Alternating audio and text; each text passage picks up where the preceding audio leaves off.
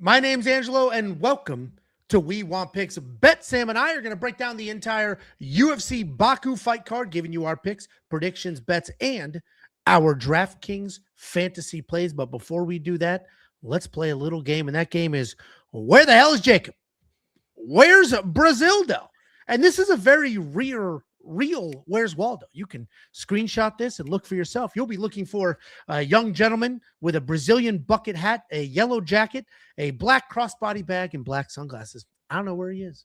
Maybe you could find him. And if you find him, let me know. Send him back home. In the meantime, we have Samuel.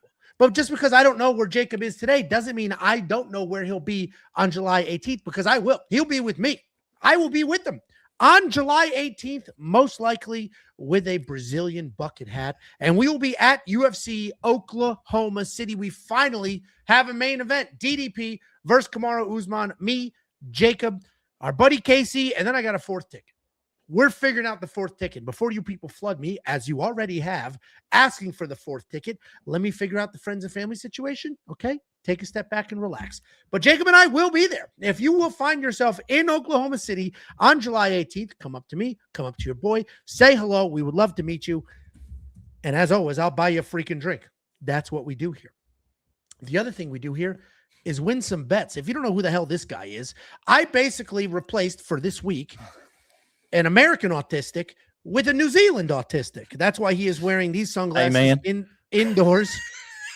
And here's what your New Zealand autistic did for you last week. If you don't know, Bet Sam is part of the crew. Bet Sam's been throwing up some of the most ridiculous bets on the site at WeWantPicks.com. And here's how we did last week.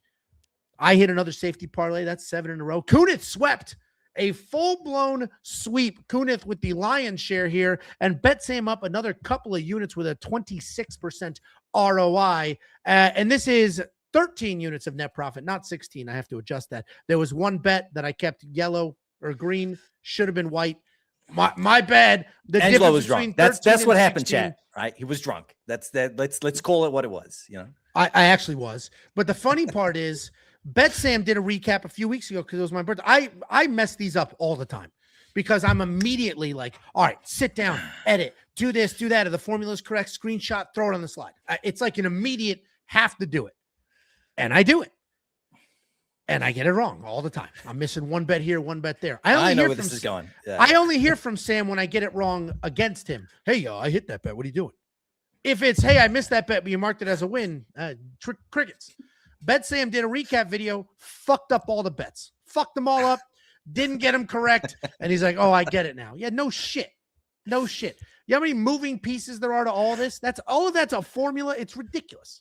You know what I found difficult about that actually is that I was trying to enjoy the fights. I'm doing it with a regular brain. I was trying to enjoy the fights and like watch them and also like take down the data in between. But I was enjoying the fights and I just was like neglecting doing it at the time. And then I was like, you know what?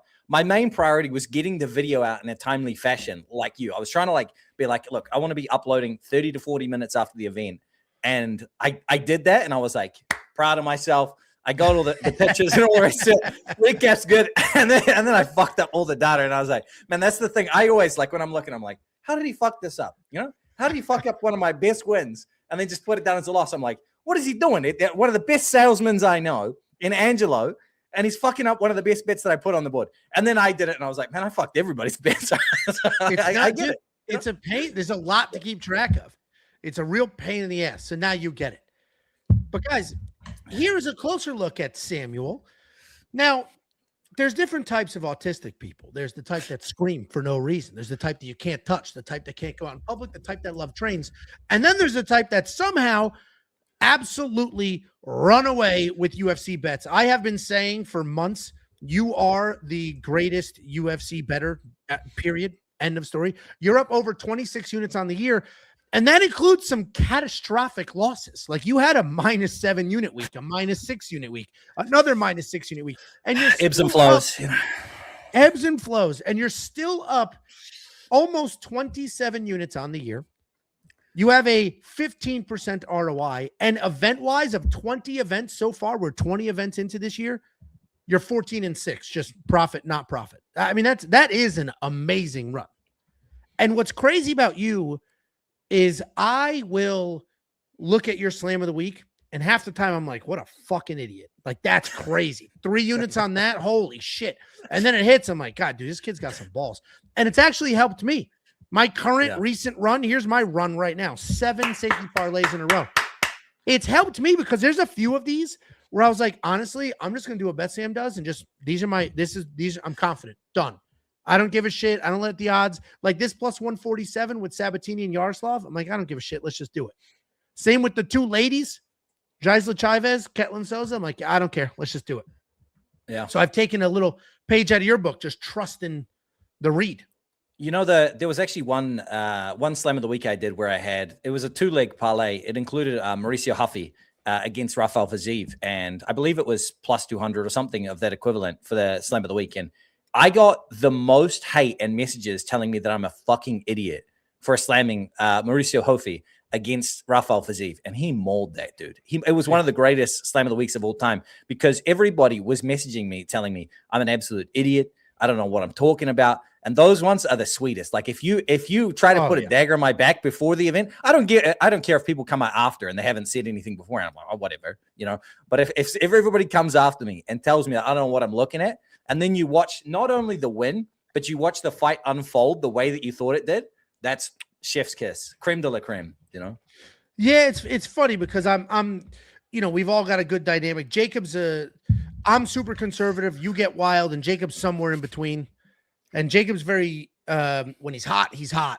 And he was on the tracker list as like the #1 favorite picker on the planet, then creeping up the list of just most accurate in general. And he was just feeling himself. And when he's feeling himself, he's on. Where I am very like, I'm steady Eddie. Like if I have a horrible week, next week, my logic is exactly, I'm not changing my logic. It's exactly the same. If I have a phenomenal week, I'm not like, ooh, you know what? Let's bet this plus money prop. So we've been crushing. Bet Sam's crushing. Kunitz just swept. I have 7 safety parlays in a row. I've been up money in the green, basically every single freaking event. We're absolutely rocking things.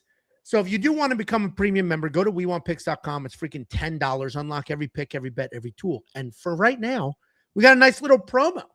You don't give a shit because you don't live in America, but this is our 250th anniversary. In my heart, living out in Missouri. It's, next week, I would say that's close to the heart of America. Next week is the 250th anniversary of America. So we figure we'll do a little bit of a promo. So if you use promo code 250 when you sign up for a lifetime membership, you'll get it for $250. It's typically $300. Already the deal, it is forever. It's forever. Anytime we add a tool, anytime we add a sport, nothing changes. It's forever. $300 was an insane deal. It's now $250 for a limited time. I don't know how often or how long I'll keep it up, but for now, while we're rocking the 250th anniversary, just use promo code 250 when you sign up at WeWantPicks.com, and you'll get lifetime membership for $250. And if you become a premium member right now, monthly or otherwise, here's a look at the cards you're going to get. We have this week's UFC Baku. Then we have UFC 329. Then we have the Oklahoma City fight card. That's Kamaru Usman DDP. And then we go to Abu Dhabi for Khalil Roundtree and Ankalaev. It's $10. WeWantPicks.com. Click Become a Member at the top. Any words for the people before we dive into this freaking fight card? Yeah, 2 things. First of all, Angelo didn't eat Jacob. Contrary to popular belief, you know, Angelo keeps himself well fed so he doesn't get so hungry that he eats his friends. I think people believe that I'm well fed. Yeah. And secondary, as you can see here, it says Jacob JT Lines. Angelo recognized that like a minute before the stream, and it was too late to change it. It's hard coded. That's hard coded on the over. It's the overlay. It's hard coded. And then one last thing I do want to briefly touch on this. And me and Angelo were actually chopping it up about this right before we went live. Is that the Dustin Poirier situation? Angelo has not seen the video yet of the airport altercation. I watched it right before we went live. One thing I will say, Dustin Poirier, right? One of the greatest fighters and one of the greatest people that I've ever watched go through his UFC journey. One of, if not the greatest ever fighter that was not crowned a undisputed unified UFC champion. And he has fought the who's who and honestly given his entire life for us as the audience. So despite whatever unfolds from now until the rest of his career, I want you guys to know that like we can say we get it, but we don't understand what these fighters go through mentally. And, you know, their stretch of their life that takes place after the UFC, we have to thank them and not judge them too harshly for what unfolds there, because we don't know what he's going through. You know, obviously, if he is out there causing mayhem, it's because he doesn't have an outlet that he's able to hyper focus on. And so just prayers for Dustin Poirier, and do not go out there and spread hate about the man, because he's an absolute fucking legend. And shout out to the airport security as well for not escalating that situation. That's my words for the people. Listen, I didn't see it, and Dustin's been pretty vocal actually about I don't know what to do with myself since retiring. I have no idea what to do. And he posted a couple of Instagram reels like months ago, like tipsy. But at the same time, like, guy got a little too drunk before a flight. Like, all right, is that an indication that he has some substance abuse issue? And he's got, like, people were like, oh, protect your brain, CTE. I mean, maybe the dude just had a couple too many drinks before a flight. So I don't know. Maybe he's an absolute disaster spinning out of control. Maybe he drank a little too much on Father's Day, feeling himself, didn't eat enough. Who the hell knows? So to me, you get one incident. He didn't hurt anybody. He didn't say the N-word. He just got kicked off a flight for drinking a little too much. Yeah, you give him a pass. See what happens. You do it again. All right, well, now you got a problem. Rehab.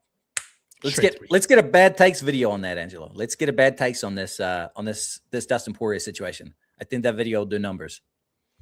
Yeah, Josh is traveling with his kid right now, so he's out for 10 days. Absolute bum clown shoe that guy is. And my intro would be, Josh, you retired in shame. How do you feel about Dustin drinking his... Opening up the UFC Baku fight card, we have the newest fight. This was added literally days ago, and the odds for this fight came out less than an hour ago, and they moved insanely quick. We have Tahir Abdullayev, taking on Jefferson Nascimento. Tahir Abdullayev. Tahir. We have Tahir, not Tahine. That's the spicy shit on your margarita. We have Tahir. He's a strong wrestler. He's very light in his toes. And while the game plan is, in theory, straightforward, he doesn't really just dive at legs. He takes his time. He throws some punches on the outside. He gauges range. He looks for an opening. And while he's not desperate to wrestle, he almost should be. His striking is not very good. The defense is even worse. He's very hittable. He does not respond well to pressure. Once he gets you to the ground, though, he is immediately transitioning in, looking for submissions. Pretty one-dimensional guy, but will have some success against anybody without takedown defense. He's taking on Jefferson Nascimento. Clean striker, fantastic speed. He has the ability to work on the outside or in the inside. He can out-wrestle people as well, but that's not really his perfect game plan. He wants to strike. He wants to let it go. Most takedowns, though, if he does decide to wrestle, are body locks, and on the ground, he's got good submissions from scrambles. He likes to leap from side to side. He's very mobile. He throws everything with power. He can overcommit at times and then end up in grappling scrambles, but he's fast, he's clean, and he's dangerous everywhere. When I do these breakdowns, you guys know the deal. First of all, I had to do this one without the odds. They didn't even exist. But when I do these breakdowns, I do the tape on fighter A. I type up about fighter A in a silo. Then fighter B, I type about fighter B in a silo. Then I write out who I think is going to win. Then I look at the odds and then, add commentary about the odds. When I was writing this up, when I was doing the side A, the Tahir side, I was kind of torn with what to call him. You guys know my cadence. So-and-so is a strong wrestler, or so-and-so is a fast striker.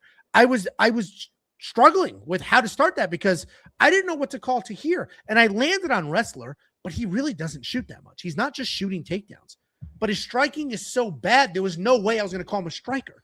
So at a surface level on the tape study, I can understand how you end up with Nascimento. And a giant portion of you on Tapology did end up with Nascimento. Because Tahir absolutely hates pressure. Nascimento loves pressure.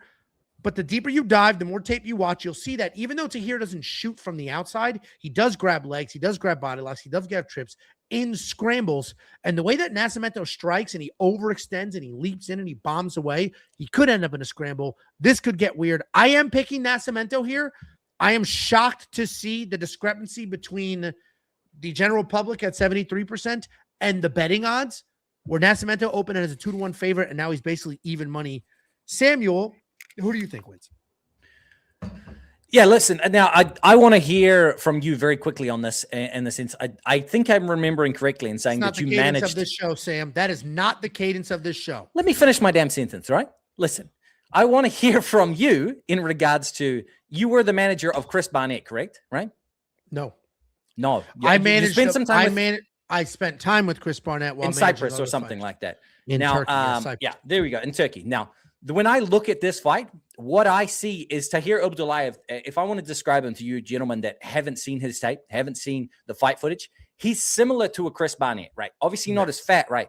Listen, or athletic. That's crazy, dude.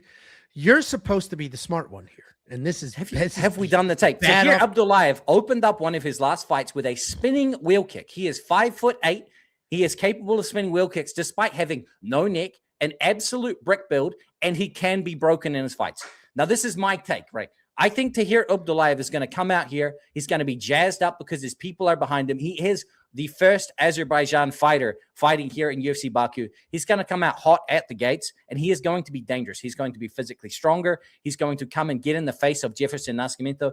Now, where we break down this fight is if Nascimento is able to withstand the storm or put damage onto Tahir Abdullayev or pressure him off the back foot early, he is going to break. My take for this fight is either A, you bet Tahir Abdullayev early, you bet the under, or you leave that shit alone because both fighters are unproven and there's so many moving pieces here. If you absolutely must have action, I'm going to take Tahir Abdullayev here. He has the home turf advantage. He is the fighter that's been fighting up at 170. You know, despite having a similar frame, he's obviously much larger. You look at the size of Tahir Abdullayev. Also, Jefferson Nascimento fought, I believe it was 3 weeks ago.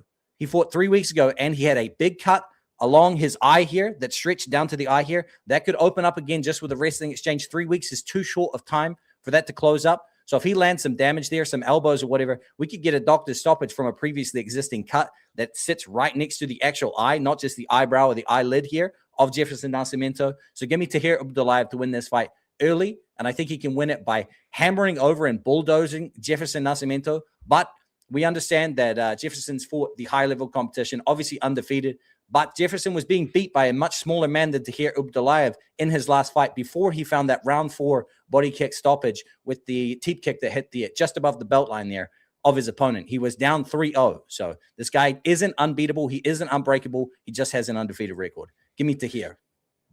Yeah, so a couple things there. One, I agree this fight is should be a pick 'em. These current odds I'm fine with. The opening odds seemed a little outrageous, and I don't care what side you put that on. But I disagree with a lot of your breakdown on Tahir. I was watching that dude hate forward pressure. He literally shells up, turns his head. He absolutely hates when people throw strikes back at him. And Jefferson's fast. He's clean. But if Jefferson overextends head hunting, then yeah, there's going to be an exchange. There's going to be a problem. So this will be an interesting fight. Certainly a fun one to open up the card because I think it's going to end up a little bit sloppy. And then, you know, sloppy fight can be a fun fight. We have no DraftKings fantasy numbers for this whatsoever yet. Those will come out later in the week, but they'll reflect these odds. We might have a 8,000, 8,200 situation, something like that. But we do have bets on this fight already on the board. So if you want to check out every pick, every bet, every tool, go to WeWantPicks.com. Artem and I are split. Need a tiebreaker? We have an artificial intelligence. Use the AI. Let the AI be your tiebreaker. WeWantPicks.com.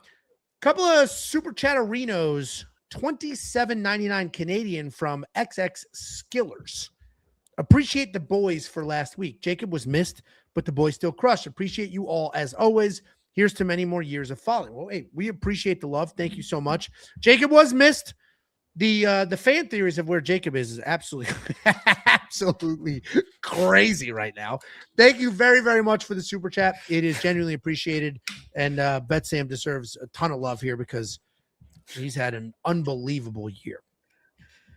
Gucci Gill, 499 super chat. A big shout out Gucci. It's got to be me. Are you going live Sunday? What the fuck is Sunday? You going live Sunday? I'll be at Oklahoma City. Glad we got DDP Usman, and I heard we got Cheeto versus Jourdain too. A couple things. I'm Big Tuna, by the way. I'm Big Tuna. Do not consider yourself Big Tuna. You're Jim from The Office? I am Big Tuna, right? Because I eat big cans of tuna on my live streams. That's the law that you're missing out on here. So he's talking to you. What's Sunday? He's talking. Sunday is when the fights are on for me. See, there's these things called time zones, Angelo. And, yeah, and all right, dickhead. This you dude live is in from different Kansas parts of the world. City. That's what the KC is for. And you think I thought that he was smart enough to do the fast forward time zone? Gucci is so invested in your boy Betsam's career that he takes the time to speak in my time zone. That's what you call respect. Not only that, are they even on Sunday? They must be, right? They're 8 they're o'clock in the morning, my Sunday. time. 1 a.m., the prelims kick off here. 4 a.m., and I'll be here for the whole fucking thing, right? I'm not going to sleep. I live for this shit. I will be up. Forget about being tired the rest of the day. I actually love that it's at 8 a.m. my time because I can wake up. These asshole kids aren't up That's yet. the normal time here. It's normal time. 8 a.m. is great. 8 a.m. is honestly 9 a.m. great. Main card usually 12 or 1 at 1 p.m. That's the normal time here on a Sunday. It's fucking peak. It's day drink on a Sunday, back to work on Monday. Easy. Now, what does suck is I imagine that sucks the life out of some big fights. It's pretty hard to get hyped for a giant event when it's bright as hell outside, 10 o'clock in the morning. But even worse than that, UFC 305, the first ever live event I went to, they opened the gates and the door at 5:45 in the morning. And I had my first beer. I had my first beer at 6 a.m. And that was a rough one to get down. You know, by the third or the fourth one, you're in the flow of it. But by my first beer, you know, I'm sitting there watching one of the openers. It might have been Alex Reyes versus Tom Nolan. Maybe it was one of the openers, something like that. And I was drinking my first beer. And the first few steps of it, you know, like you've just got up, just had some water and brush your teeth, and then you're chopping your first beer. That one was rough. It's like a bender beer, you know, when you get that first beer back into you and you're like, ugh, but you ease into the flow of things. But that was a weird one, being awake 6 a.m. and watching fist fights with, you know, 25,000 people in an arena that was filled out. It's funny because people think I'm like a raging alcoholic, and I am drinking literally right now. I don't drink in the morning. Can't do it. Yeah. And now I forced myself to like Bloody Marys because all my friends would drink them. We would go to the Jersey Shore, exactly what it is on TV, the exact same shit. That's the life we lived. We would go to the Jersey Shore every weekend. We'd drive up on a Friday. We'd go out Friday. Saturday, we'd wake up. We would go to the beach, whatever. We'd drink Bloody Marys, hang out. Saturday night, we go out. Sunday, you wake up, you get the fuck out of there, you go back home. I forced myself to like Bloody Marys because all my friends are drinking Bloody Marys. And I'm like, that. I love the concept of drinking that, but the taste is disgusting. But I've got willpower. I'm built. You go spiced or unspiced in the Bloody Marys? No, I'm not trying to diarrhea. Unspiced. I can't. That early? Are you crazy? Weak. Absolutely weak. You know, we put hot sauce on everything. Me and my Missouri hot. You know, we put it on everything. Don't pretend to be American now that the Americans are good at soccer. Don't do that shit. My grandfather. Now that the Americans are good at soccer, how funny is this? In Missouri. Came over from here, you know, for the UFC Freedom. I posted up a picture of me in front of his flag, which came from his U.S. Coast Guard ship, a flag that was over 70 years old. Have you ever set foot on American soil? Fuck no. Then shut up. All of a sudden, the Americans are good at soccer. Everybody wants to be an American. Get the fuck out. Next up, at UFC Baku, we have Bekzat Almakhan taking on Matsumoto. With no Jacob here, it's sad. Here, pretend to be Jacob for a second. Every time I say Matsumoto, you're going to go. Yeah, I'm going to stop you there for a minute. All right. That's, you know, I'm talking. Just let me get it out. Okay. I'll fucking mute you and do this show by myself. Watch if I give a fuck. That's my Jacob impression. Oh. I thought you were being serious. Like, adios. Promo code deactivated.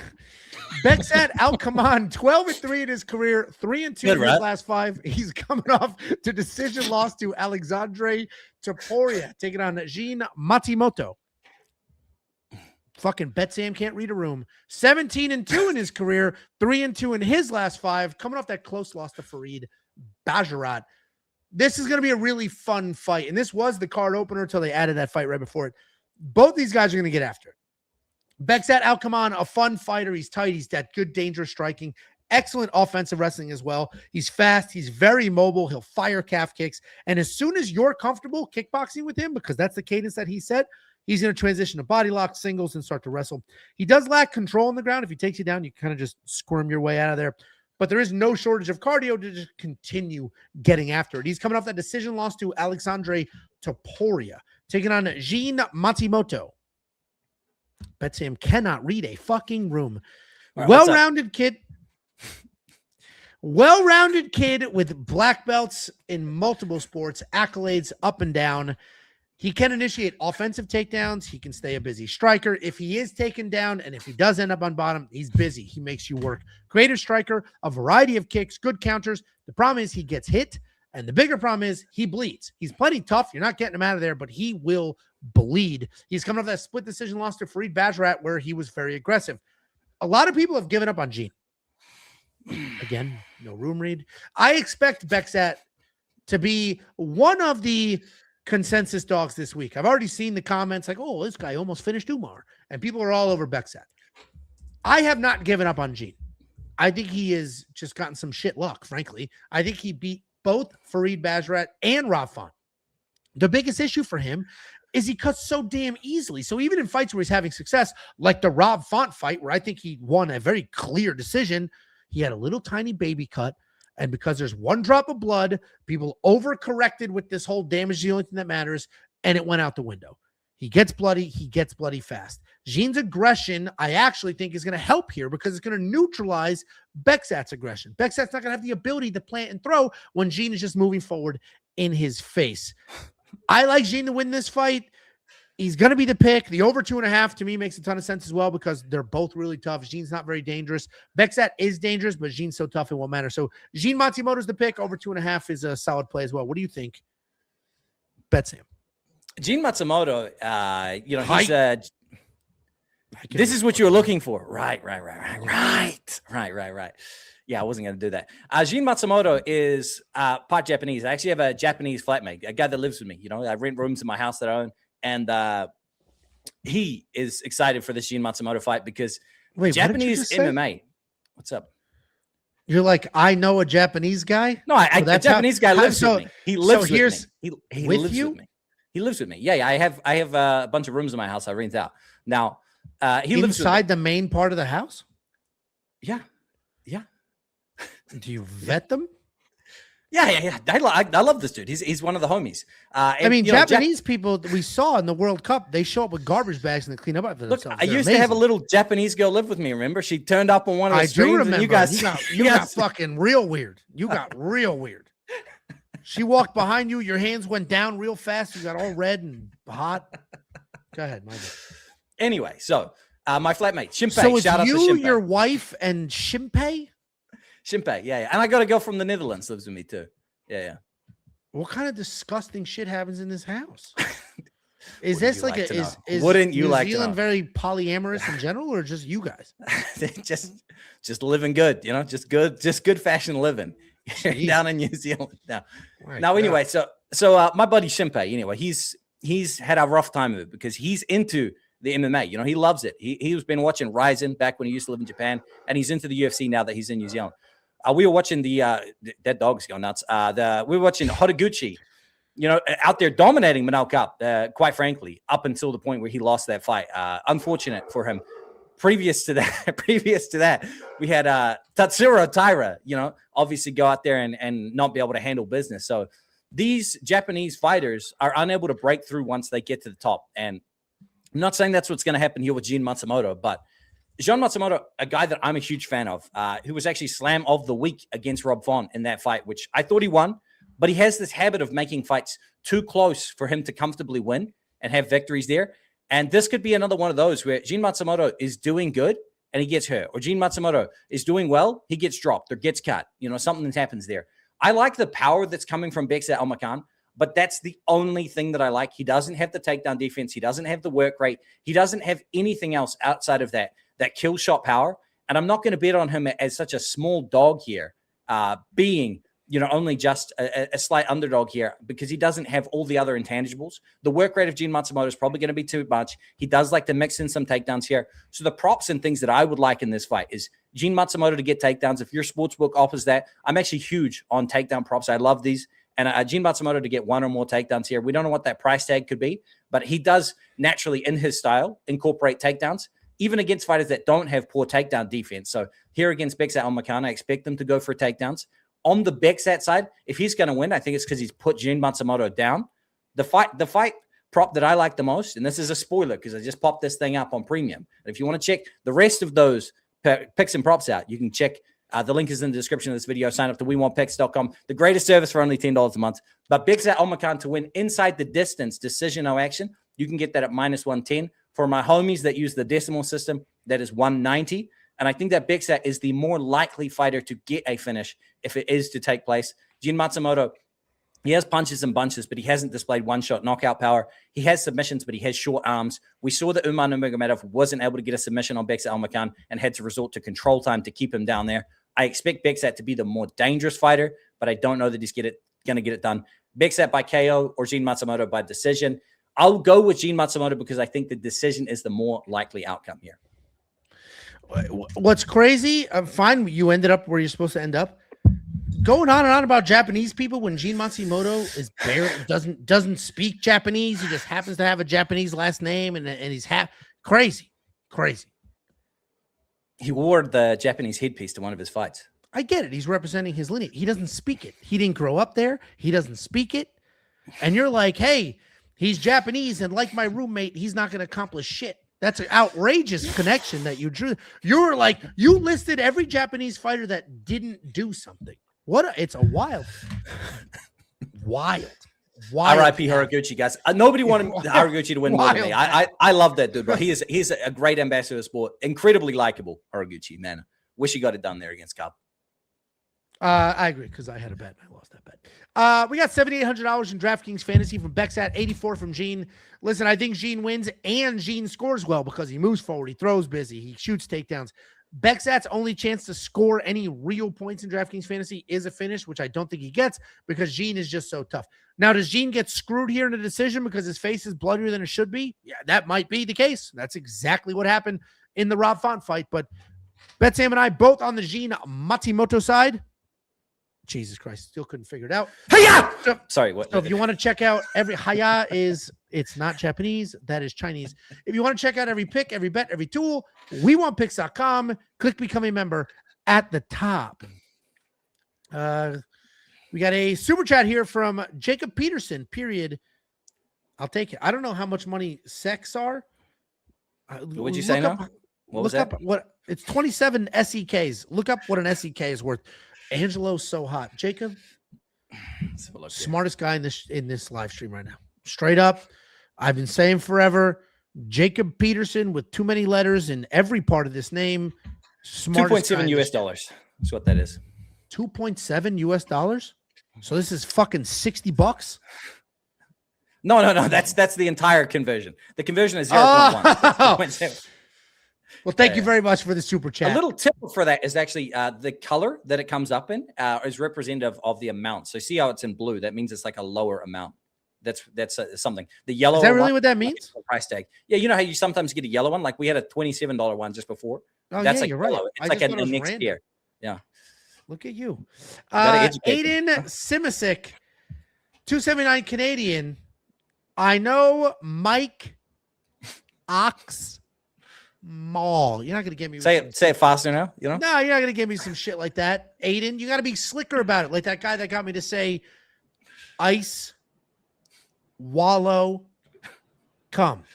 That guy got me and he got me clean because I've never seen that before. Everybody's seen this. Thank you very much for the super chat. We have one more comment here. Frankie Betting said, can I upgrade to lifetime? Yeah, of course. You can switch from monthly to lifetime. You can switch from monthly to annual. Of course you can. Now, it's a separate subscription. You just cancel the one you have and you get a new one.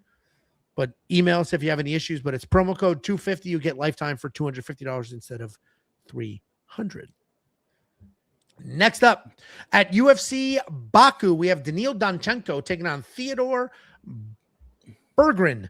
Daniil Donchenko, 13-2 in his career, 5-0 in his last 5. He's on a nice little 8-fight win streak, if you include the Ultimate Fighter. Taking on Theodor Berggren, 8-3 in his career, 3-2 in his last 5, and he is making his UFC debut. Daniil Donchenko, nasty striker, clean technique. He's got good power. He does a really good job chopping down that tree, so he's going to light up your legs, and then he'll fire some clean rights. He's super fast. He hits hard. He can mix up the grappling as well if he needs to. He's a violent guy who's constantly looking for a finish, but he can fade as the fight goes on. He is coming off that beating over Alex Morono. He's taking on Theodor Berggren, an aggressive grappler. He's not afraid to strike. He likes to come forward. He'll throw heavy 1-2s, and then he'll back you up to the cage while he will work body locks and trips. He doesn't typically use traditional takedowns, but his upper body wrestling is actually pretty solid. Once it hits the ground, he's very aggressive. He's immediately looking to take your back, find a submission. He is hittable, though, and his BJJ is certainly better off top than it is off of his back, but he is tough. He's fun. He's dangerous. Daniil didn't have the easiest fight in his UFC debut. Obviously, Alex Morono is just a shell of who he used to be, but Alex Morono is still a UFC veteran with some high-quality wins, and I was impressed with Daniil in that fight. His ability to land while moving, very impressive. He doesn't force power. It's just there. So he's throwing clean. He's throwing hard. He's not chasing. He's not overextending. I think he does more the same here. If Theodor has more traditional takedowns, it was like shooting blast doubles up the middle, I'd be worried about it, but he doesn't. So he's looking for you to close the distance so he can kind of wrap you up. I don't see that happening here because Daniil's just in and out so fast. So Daniil's too good of a striker. I don't think Theodor is going to have any success with the grappling. So Daniil is the pick. What do you think? Bet Samuel. Yeah, speaking of Daniil Donchenko, this dude, he came in here pretty hot against Rodrigo Cezinando, and he had an incredible performance against him. That fight did take place on a UFC event despite being the Ultimate Fighter finale. And Daniil Donchenko handled business in that. And I thought he looked incredible, honestly. Now, Rodrigo Cezinando, a little bit undersized for that division, but he's a competent grappler. He's a Brazilian. He's tough. He's dangerous and throws heat with the hands as well.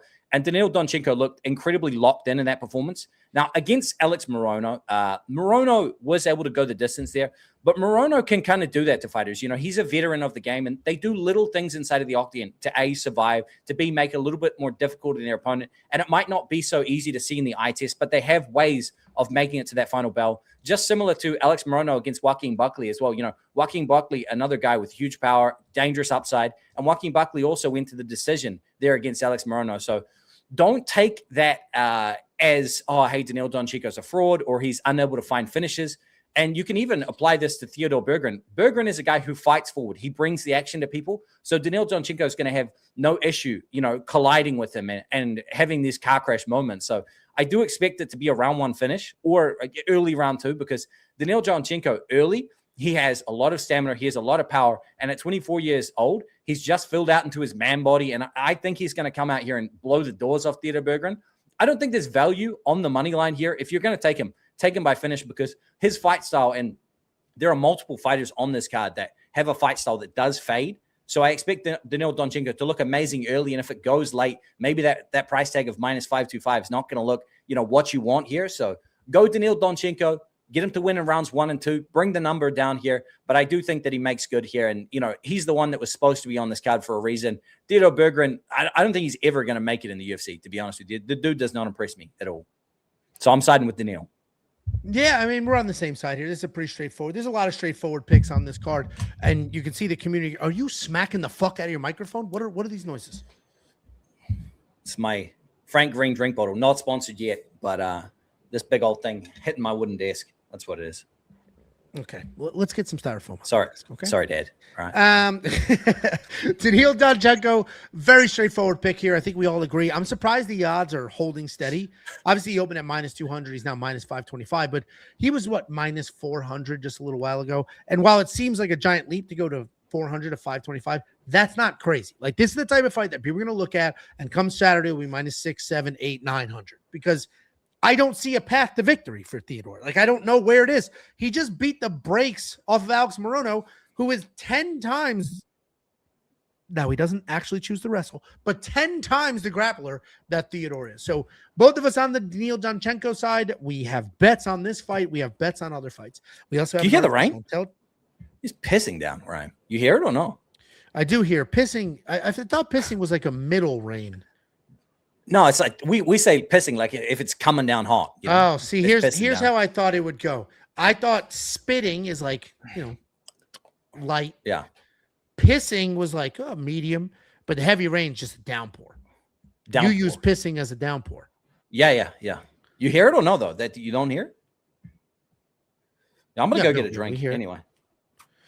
All right. Well, Bet Sam and I on the same side here. We do have others as well. We've got Bet Sam.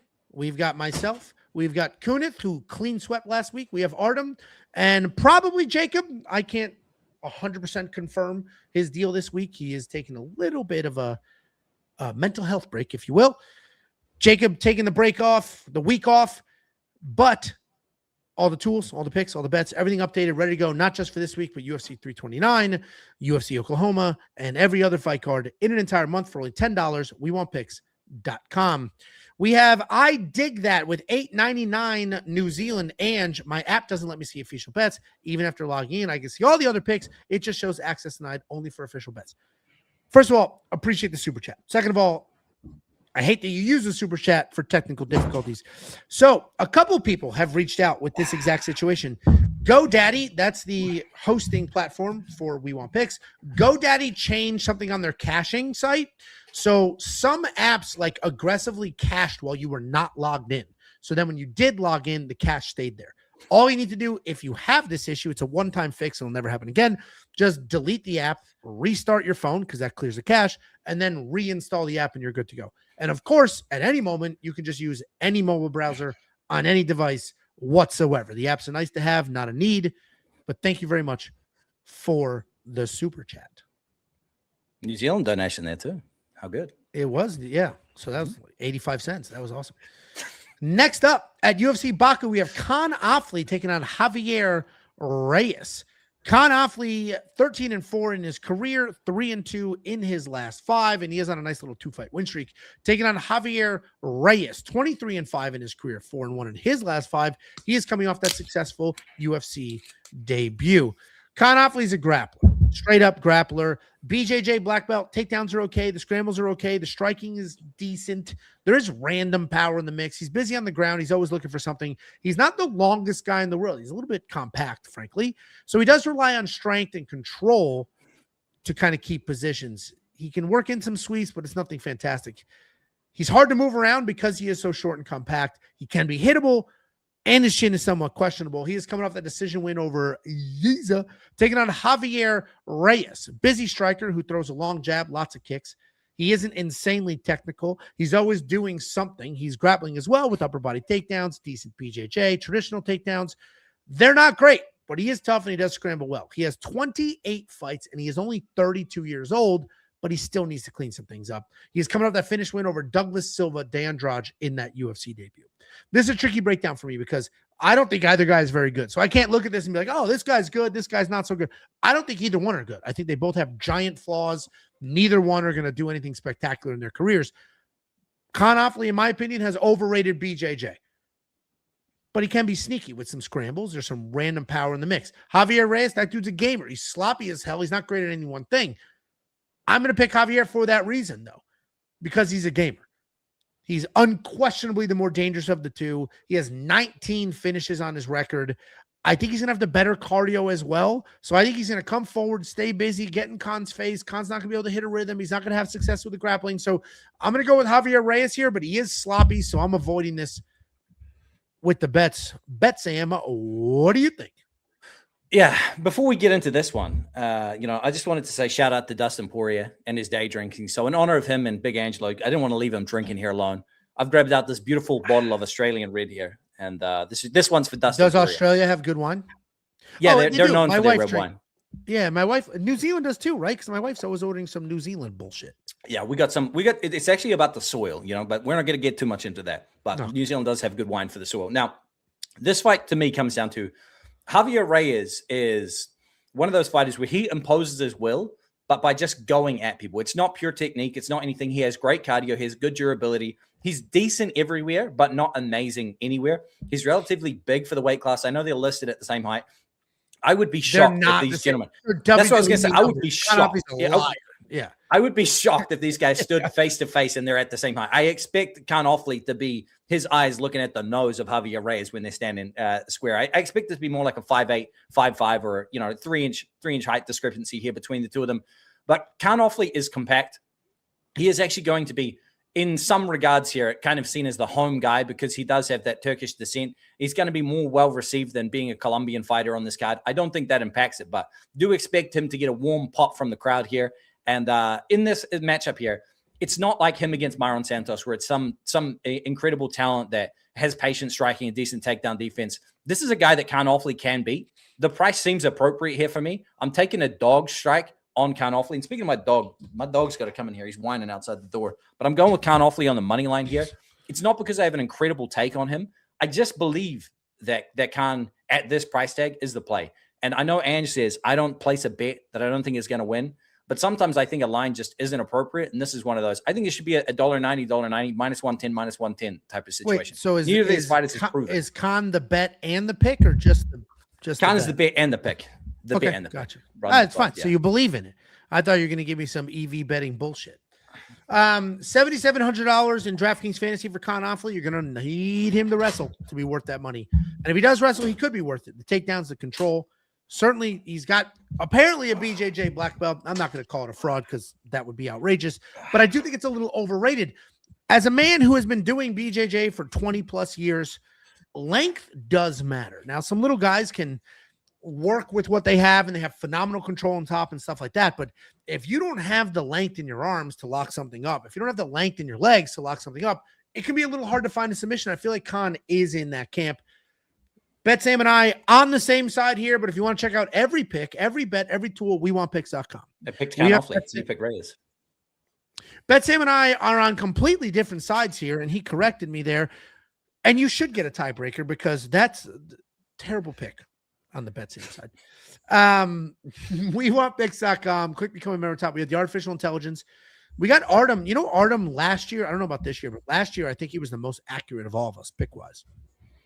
Josh, the web guy, meticulously tracks every single pick, like puts every single pick, tracks them all for all of us, does all the math, everything. So like if you're missing one pick, he's gonna be like, hey, my OCD is gonna kick the fuck in. I need to know who you're picking for this fight because I need to track it. Like down to the third decimal. Who's the most accurate? I think it was Artem last year. Could be wrong. But if you want to check out every pick, every bet, every tool, it's freaking $10, you cheap bastard. And we have the return of Conor McGregor coming up. WeWantPicks.com. Click become a member at the top. Couple of comments. I found your mother's account here. So your mom logged in and said, Angelo, stop being a fucking asshole, bro. He's on the show as a favor, and you're just being condescending son of a bitch. So this dude took a picture. This is a selfie. This is not, there's nobody else in the room. He doesn't know anybody else. There's not another person in the room. This is a selfie. And what he did was he did like pulled his hat down real low, looked down. Probably the hair situation is probably not great. And I can say that because I have a great hair situation. And he started looking down. He put on the tightest wife beater and he had his hand like this with the phone and it's in front of him. And he looked down. He probably took 20, 30 different up shots to try to get the best angle. And this is the one he landed on. So this is his profile picture.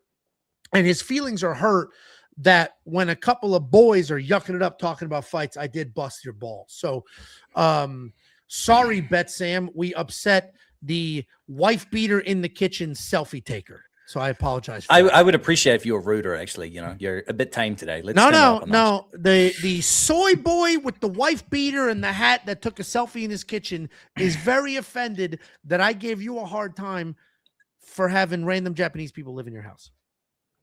So my bad. Luckily, others have phenomenal taste. Angelo looks a lot like Ben Affleck today. Angelo's glowing like beauty and radiance today. I mean, you make these comments up. I mean, what do you these actual comments? You have burners, I have burners. All right, we're all just playing the burner game. Next up at UFC Baku, we have Nursulton Ruziboev taking on Andrey Pulyaev. Nursulton Ruziboev 36-9 in his career, 4-1 in his last 5 years, coming off that canceled fight against now defunct and cut Brian Battle. Taking on Andrey Pulyaev, 10-4 in his career, 3-2 in his last 5, riding. He took an unfortunate loss. Took a beating, looked pretty good in that beating. A loss, though. We have an interesting fight here because I love Nursulton Ruziboev. I've been all over him for a very, very long time. He's got wrestling, he's got grappling, and he can strike. Now, in the UFC, we've only seen him strike.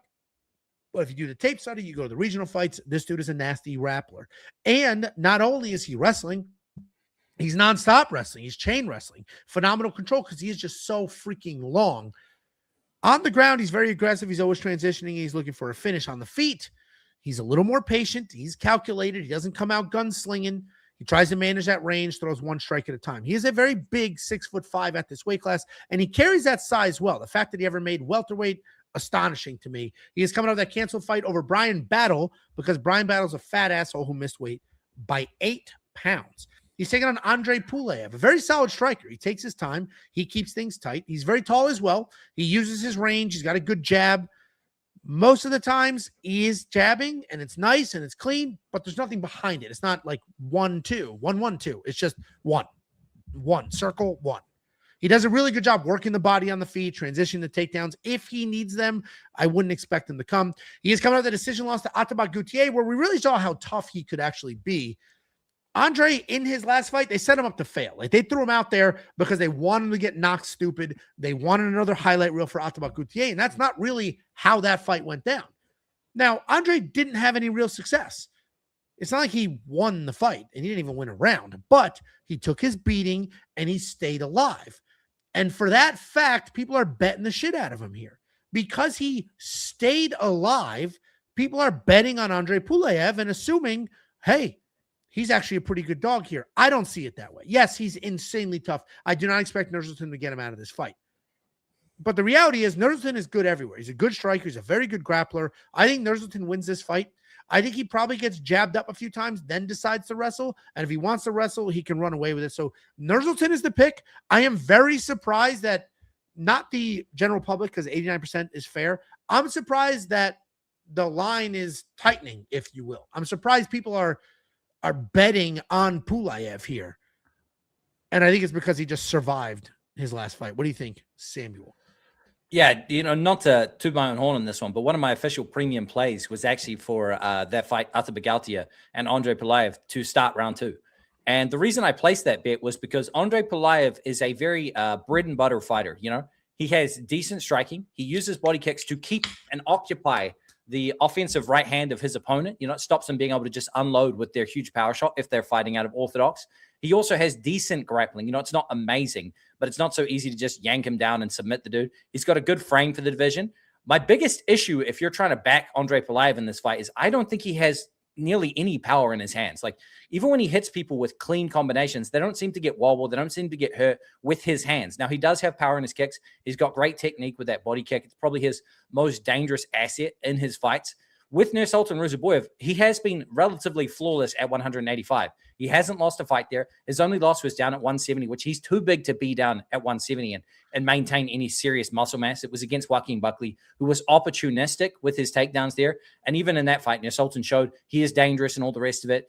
I think Nursulton Ruziboev has sneaky, tall guy power. The dude, he seems to hit people not even that hard and put them down. Another fighter on this card has felt that power from Nursulton Ruziboev in the form of Bruno Ferreira. He put him out in just under a minute and a half with just a straight shot. Just put him out, went down there. You can see Nursulton Ruziboev doesn't chase his power as well. He just throws it out there and hurts people with it, which is what I love about strikers. And that's something that Atabak Gutier was doing a lot in the Andrey Pulyaev fight. You could tell he was like, oh, yeah, I'm going to hit this guy, and he's going to crumble. And what happens then is you telegraph your punches, your kicks, and then the other fighter can see where it's coming, and they don't get crumbled with it. When you're trying to put somebody like Pulyaev out, you need to take the Dustin Poirier approach. Put something out there. When he reacts to it, then throw the big shot. So Nursulton Ruziboev can do that. He's more opportunistic with his striking, and I think his submission arsenal was more dangerous than anything we've seen Andrey Pulyaev face. I'm going to take a dog shot on Nursulton Ruziboev by submission here. I know that a lot of people are going to be looking at the KO here, but I think that he is live for both the club and sub and an outright submission if the grappling presents itself. I like the price tag on that one. Give me Nursulton Ruziboev to win this fight via submission. I laughed because this dude said Nursulton looks like that baby that hangs around. Grown up Hezbollah, 100%. He's talking about Hezbollah. I didn't. That's going to live rent free in my brain. I never would have done that. And then I look at it, it's like, yeah, it's the mouth and the nose. Like, it's like you got like this thin little mouth and a pointy little, You've seen the clip of Mike Tyson actually thinking Hezbollah as a baby, and he picks him up and he's like, I saw that. He's blowing him raspberries and shit. Everyone's like, that's a grown ass dude, bro. That is brutal. I think we're on the same side here, right? Yeah, I think we're pretty, absolutely, and we're not like, if there's a spectrum, we're squarely on one side here. Makes sense to me. How he ever made 170 is crazy. And we watched him. If you go back to that fight with the one he lost to Joaquin Buckley. He made weight quickly. That was a fast turn. He went from Long Island to Tampa or some shit like that. It was a very quick turnaround. The fact that he ever made that weight is crazy. The fact that he's never missed. His brother missed weight, but he hasn't. I'm all on the Nursulton Ruziboev train here. Hopefully he is bulking up a little bit. I think he gets it done. I actually think he's going to wrestle. I don't think it's going to be just straight power. I think he's going to wrestle here. And either way, I think we're good. And I do like the round over because of how tough Andrey is.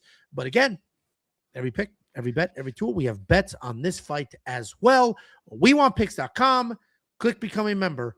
At the top, it's $10 for an entire month worth of access. And that month will include UFC Oklahoma, the return of Conor McGregor, and UFC Abu Dhabi. We don't have an Apex card in sight. We got this comment here. Angelo, what are you drinking? You never showed us. You know what it is? It was a tough decision today because I wanted to have a couple of drinks, nothing crazy. And I do actually typically, when you guys see me with a big cup, it's wine. It's white wine on ice because you can only put white wine on ice. If you put red on ice, people make comments like everybody's pretentious. So I do white. I think Italian people drink red wine on ice.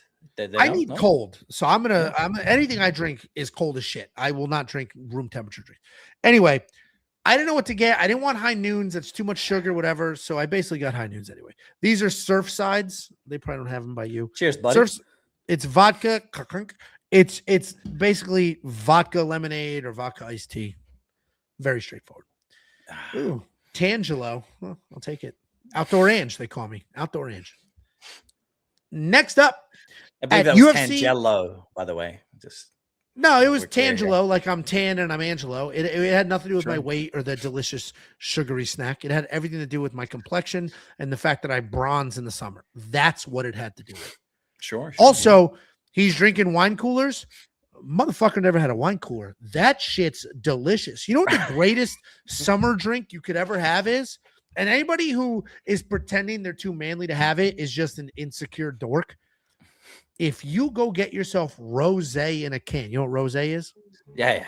Great stuff. Rosé in a can. First of all, that shit's like 15% alcohol, not the 5 and the bullshit. 15%. Second of all, rosé 14.5. It's wine. Yeah, of course. And rosé in a can is wine in a can. You get that cold as shit.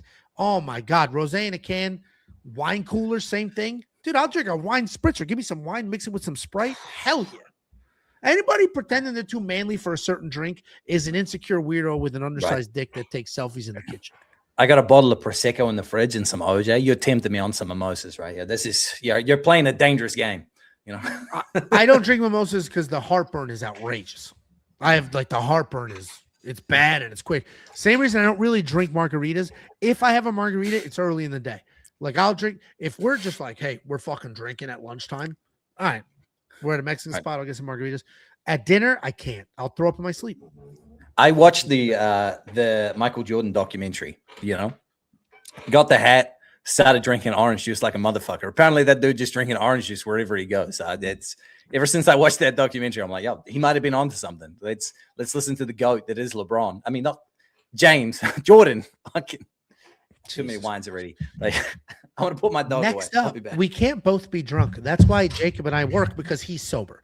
Next up, at UFC Baku, we have Abdul Rakhman Yakhyaev taking on Julius Juicebox Walker. Abdul Rakhman Yakhyaev, undefeated in his career at 9-0, riding back-to-back UFC finish wins. Taking on Julius Juicebox Walker, 7-2 in his career, 3-2 in his last 5, coming off that knockout loss to Dustin Jacoby. Yakhyaev, solid prospect. He can wrestle. He can strike. He's got great takedowns. Everything from body locks to actual wrestling takedowns. On the feet, good power as well. He throws in combinations. Doesn't really have a ton of volume, but he does have good accuracy and a solid chin. When he gets a takedown, he throws out strikes. He'll snatch up submissions. Overall, well-rounded guy, solid finishing upside, but he is coming off that finish win over the very finishable Brenton Ribeiro. He's taking on Julius Walker. This dude's only been a professional fighter for 3 years, and here he is in the UFC, and you can kind of peg that. It looks like he's only been a professional fighter for 3 years. He can end up in bad positions at times. He's forced to rely on his just natural athleticism instead of his skill set. He's definitely flashy. There is some power, but there's holes in his games. He can be taken down defensively. He can avoid submissions, but on the feet, he can get lit up. Offensive BJJ, certainly there. He is capable of finding something in a scramble, but while he has decent grappling, it's not really going to work for him at this level, and he was just knocked out by Justin Jacoby. It didn't take a whole bunch of research to pick Yakhyaev here. One of these guys is very good. The other one might be good one day, but he's just too early in his career. I like Julius Walker. Seems to be a fun guy, has a nice little personality on the internet, seems to be very normal, and I just love seeing when fighters are normal. The problem is, I mean, he's set up to fail here. I do think he does fail. No, it's not his fault. The dude just hasn't been doing this very long, and Yakhyaev is literally better everywhere. Yakhyaev is the pick. What do you think, Samuel? Yeah, listen, it's funny. I was actually doing a live stream on the fights just been, the weekend just been, and I said to everybody, okay, I said to everybody that I wasn't going to bet on any more minus 500 or more favorites, right? Because of the way that Lima lost his fight. I'm talking Andrey Lima versus Kevin Borjas. And I basically said the juice isn't worth the squeeze. We're not putting any $1.20 fighters in any more parlays. I get off that stream. I do what I usually do. I jump towards the next fights. I see Abdul Yakhyaev versus Julius Walker, and I go, oh my God, I'm in love again. It's just one of those things. But I managed to get him at like minus 440, minus 450. And so I was like, I'm sticking to my word here. We got on board the train before he hit that minus 500 mark. So it's okay. He was above that line. The issue with this fight is that Julius Walker, he is looking at you like you kind of want it, but you kind of don't as far as underdogs go, because there's a path to victory that you can convince yourself is going to happen here. What is that, Julius Walker? The path to victory would be that this fight extends, right? Abdul Yakhyaev, because he hasn't gone late in the majority of his fights, it's that Julius Walker is going to push him into deep waters. He's the bigger body, and he's going to weather the storm. And then later on in this fight, he's going to impose his will. I just don't think we're going to get there. I think Abdul Yakhyaev is going to come out here with some wild shit. He's probably going to club and sub him in a minute and 29 seconds, and everyone's going to go, yeah, that happened. I really do think that's the path to victory. My biggest issue that I saw and was exposed in the Julius Walker fight against Alonzo Minifield was that if he got Alonzo Minifield to the ground, I think he won that fight. But he didn't have the athleticism to take down Alonzo Minifield. And I don't think he has the athleticism to A, take down Abdul Yakhyaev while he's fresh, or B, keep him there. So I don't see a path to victory for him in the submission aspect. His striking is fucking terrible. And I think Abdul Yakhyaev is going to come in here and just be a guy that is without fear in front of, a relatively supportive crowd. And I expect them to let loose, and I expect them to shine here. I think Abdul Yakhyaev is going to look like one of the greatest favorites on this card, and I expect him to get a performance bonus because he's going to put Julius Walker out bad. It's going to be ugly. Whether it's a submission or a knockout, I think if he subs him, he's choking him to sleep. If he knocks him out, he's going to put Julius Walker in it on ice skates and then probably put him out entirely cold. So give me Abdul Yakhyaev to murder Julius Walker, legally sanctioned inside of the cage. Yeah, listen, I'm with it. I was worried that you were going to be like, he's too big of a favorite. Like, I get it. But when we talk about value, it's not necessarily the number, because minus 550 for Abdul is very different than minus 550 for a not very dangerous Andrey Lima, right? Like, those are two different numbers. Abdul is ripping people's heads off of their bodies. Julius Walker is basically brand new to this sport, can be finished. So I think this is appropriate pricing. And frankly, I think it's a discount. Let's put it this way. 97% of people think Abdul wins. The 3% don't actually think Julius wins. They just want to be the genius. God forbid something crazy happens. So effectively 100% of you think Abdul wins, but the odds are still right here. At a certain point, it's worth the money, and I think he's worth the money. Abdul should absolutely dominate this fight. I've got a bet on him because that's what Big Ange does. And if you want to check out, that's not the safety parlay. And if you want to check out that bet, go to WeWantPicks.com, click Become a Member at the top. It's freaking $10 for an entire month. I haven't actually had a chance to say this to you in person. But you've been on a heater, man. Like big ups for Angelo. Like, don't jinx me. It's gone understated, but Angelo has hit 7 safety parlays in a row. I don't know if you've ever hit 7 in a row. Like I think I hit like 10 or 11. So my 2024 was like fucking outrageous for the safety parlay. 7 is actually like the tipping point for me on Slam of the Week. I have hit 7 in a row on Slam of the Week 4 times, and I've died on the 8th time every time. So you make it to 8 here, I'm fucking cheering for you, buddy. You know, I just want you to know. And if I miss, are you taking the responsibility for publicly jinxing it? No, but I will then make it up to you by hitting more than 8 Slam in a week in a row, so you can still have something to brag about. Sounds like you're not capable of doing that. Also, this guy said Angelo has the safest safety parlays. If you go back a couple of slides, I think I have one coming up here. There have been plus money safety parlays this year. Actually, a shit ton. You have back-to-back plus money safety parlays at some stage. I just changed the way I think, man. I literally was like, fuck it. This is who I'm confident in. Whatever happens, happens. I don't care. Like, I'm not going to play the games. And I have been avoiding monster favorites because it's like, you know, obviously the White House card, that safety parlay had to be a little bit juiced. But I crushed that card. And it's crazy because that seemed like the easiest card in the world. And I did insanely well because I didn't chase bullshit. You chased, Jacob chased, Kunith chased, because what you guys did, understandably so, you guys were like, these odds aren't great. I'll get better odds. So let's do this prop.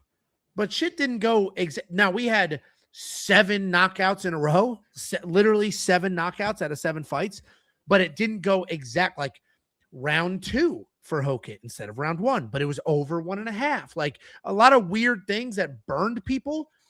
Big hands don't play those games. Yeah. Slow and steady wins. Consistent Ange, baby. Consistent Ange. The turtle in the hair, you know? Not well, but I'm fast. I'm not a turtle. Next up, at UFC Baku, we have the featured prelim of the evening. We have Farman Hasanov taking on Eric Nolan. Farman Hasanov, undefeated in his career at 5-0. Is this correct? No, he's not 5-0 in his career. No, is he 10-1 or 10 or something? Who wrote this shit? Let's have a look here. Who did these graphics? I wrote he's 4-1 in his last 5, making his UFC debut, but the graphic says 5-0. No, it's say 5-0. Why did I think it was 10 or something? His career, he's 5-0 in his career? Yeah, apparently he went pro in 2020. Yeah, see, dude, I never fuck these graphics up. These graphics are always. Bro, you just doubted yourself. What these graphics. You gotta wait. Like my bets. If you're gonna gaslight people, you gotta wait a certain amount of time before you tell them what the truth is. You know, you can't just next slide be like, that never happened. You know, much like excuse me, the graphics are correct. You know, they're locked in. Farman Hasanov, undefeated in his career, 5-0, making that UFC debut, taking on Eric Nolan, 8-4 in his career, 4-1 in his last 5. He's coming off that short notice UFC debut loss. Farman Hasanov, strong, aggressive guy. He does everything at 100%. He's throwing every strike like it's a finishing combination. He's running through every takedown like he's in the tournament finals of a wrestling match. He's scrambling his ass off. He's looking for submissions. He's literally doing everything possible to finish fights. He can be hit, though, and he's a little bit reckless while chasing those finishes, but he's well-rounded, and he knows when to initiate wrestling versus when to strike. Taking on Eric Nolan, traditionally a welterweight. He did make that UFC debut at middleweight on 4 days' notice, and now he's back down to where he should be. Style-wise, well-rounded guy. He can strike, he can grapple, does a pretty good job pressing forward, throwing out jabs, high cooks, maintaining defense. But he can be low volume, and he balls up when strikes come his way, but he's got big power. He is very composed. He's coming off that debut loss to Baisangor Susurkayev. I'm surprised this line is close, and it's starting to widen a little bit. But when I broke this down the other day, I placed a bet immediately. Because as far as I can tell, Farman dominates this fight. He's got more powerful hands. He's got the wrestling upside. He just moves forward. He's bigger. He's stronger. He's faster. He's more dangerous. The only actual concern is he might gas out trying to finish Nolan. But honestly, if Nolan is in any position that's not super safe, I think he can be finished. I think we end up in a situation where Farman comes forward, gets Eric in a bad way, and gets the job done. He has only fought absolute bums, so it's a little bit of a crapshoot here if Farman's as good as we think he is, or if he's just fighting literal nobodies. Farman's the pick. I actually bet on him at minus 155. What the hell was that?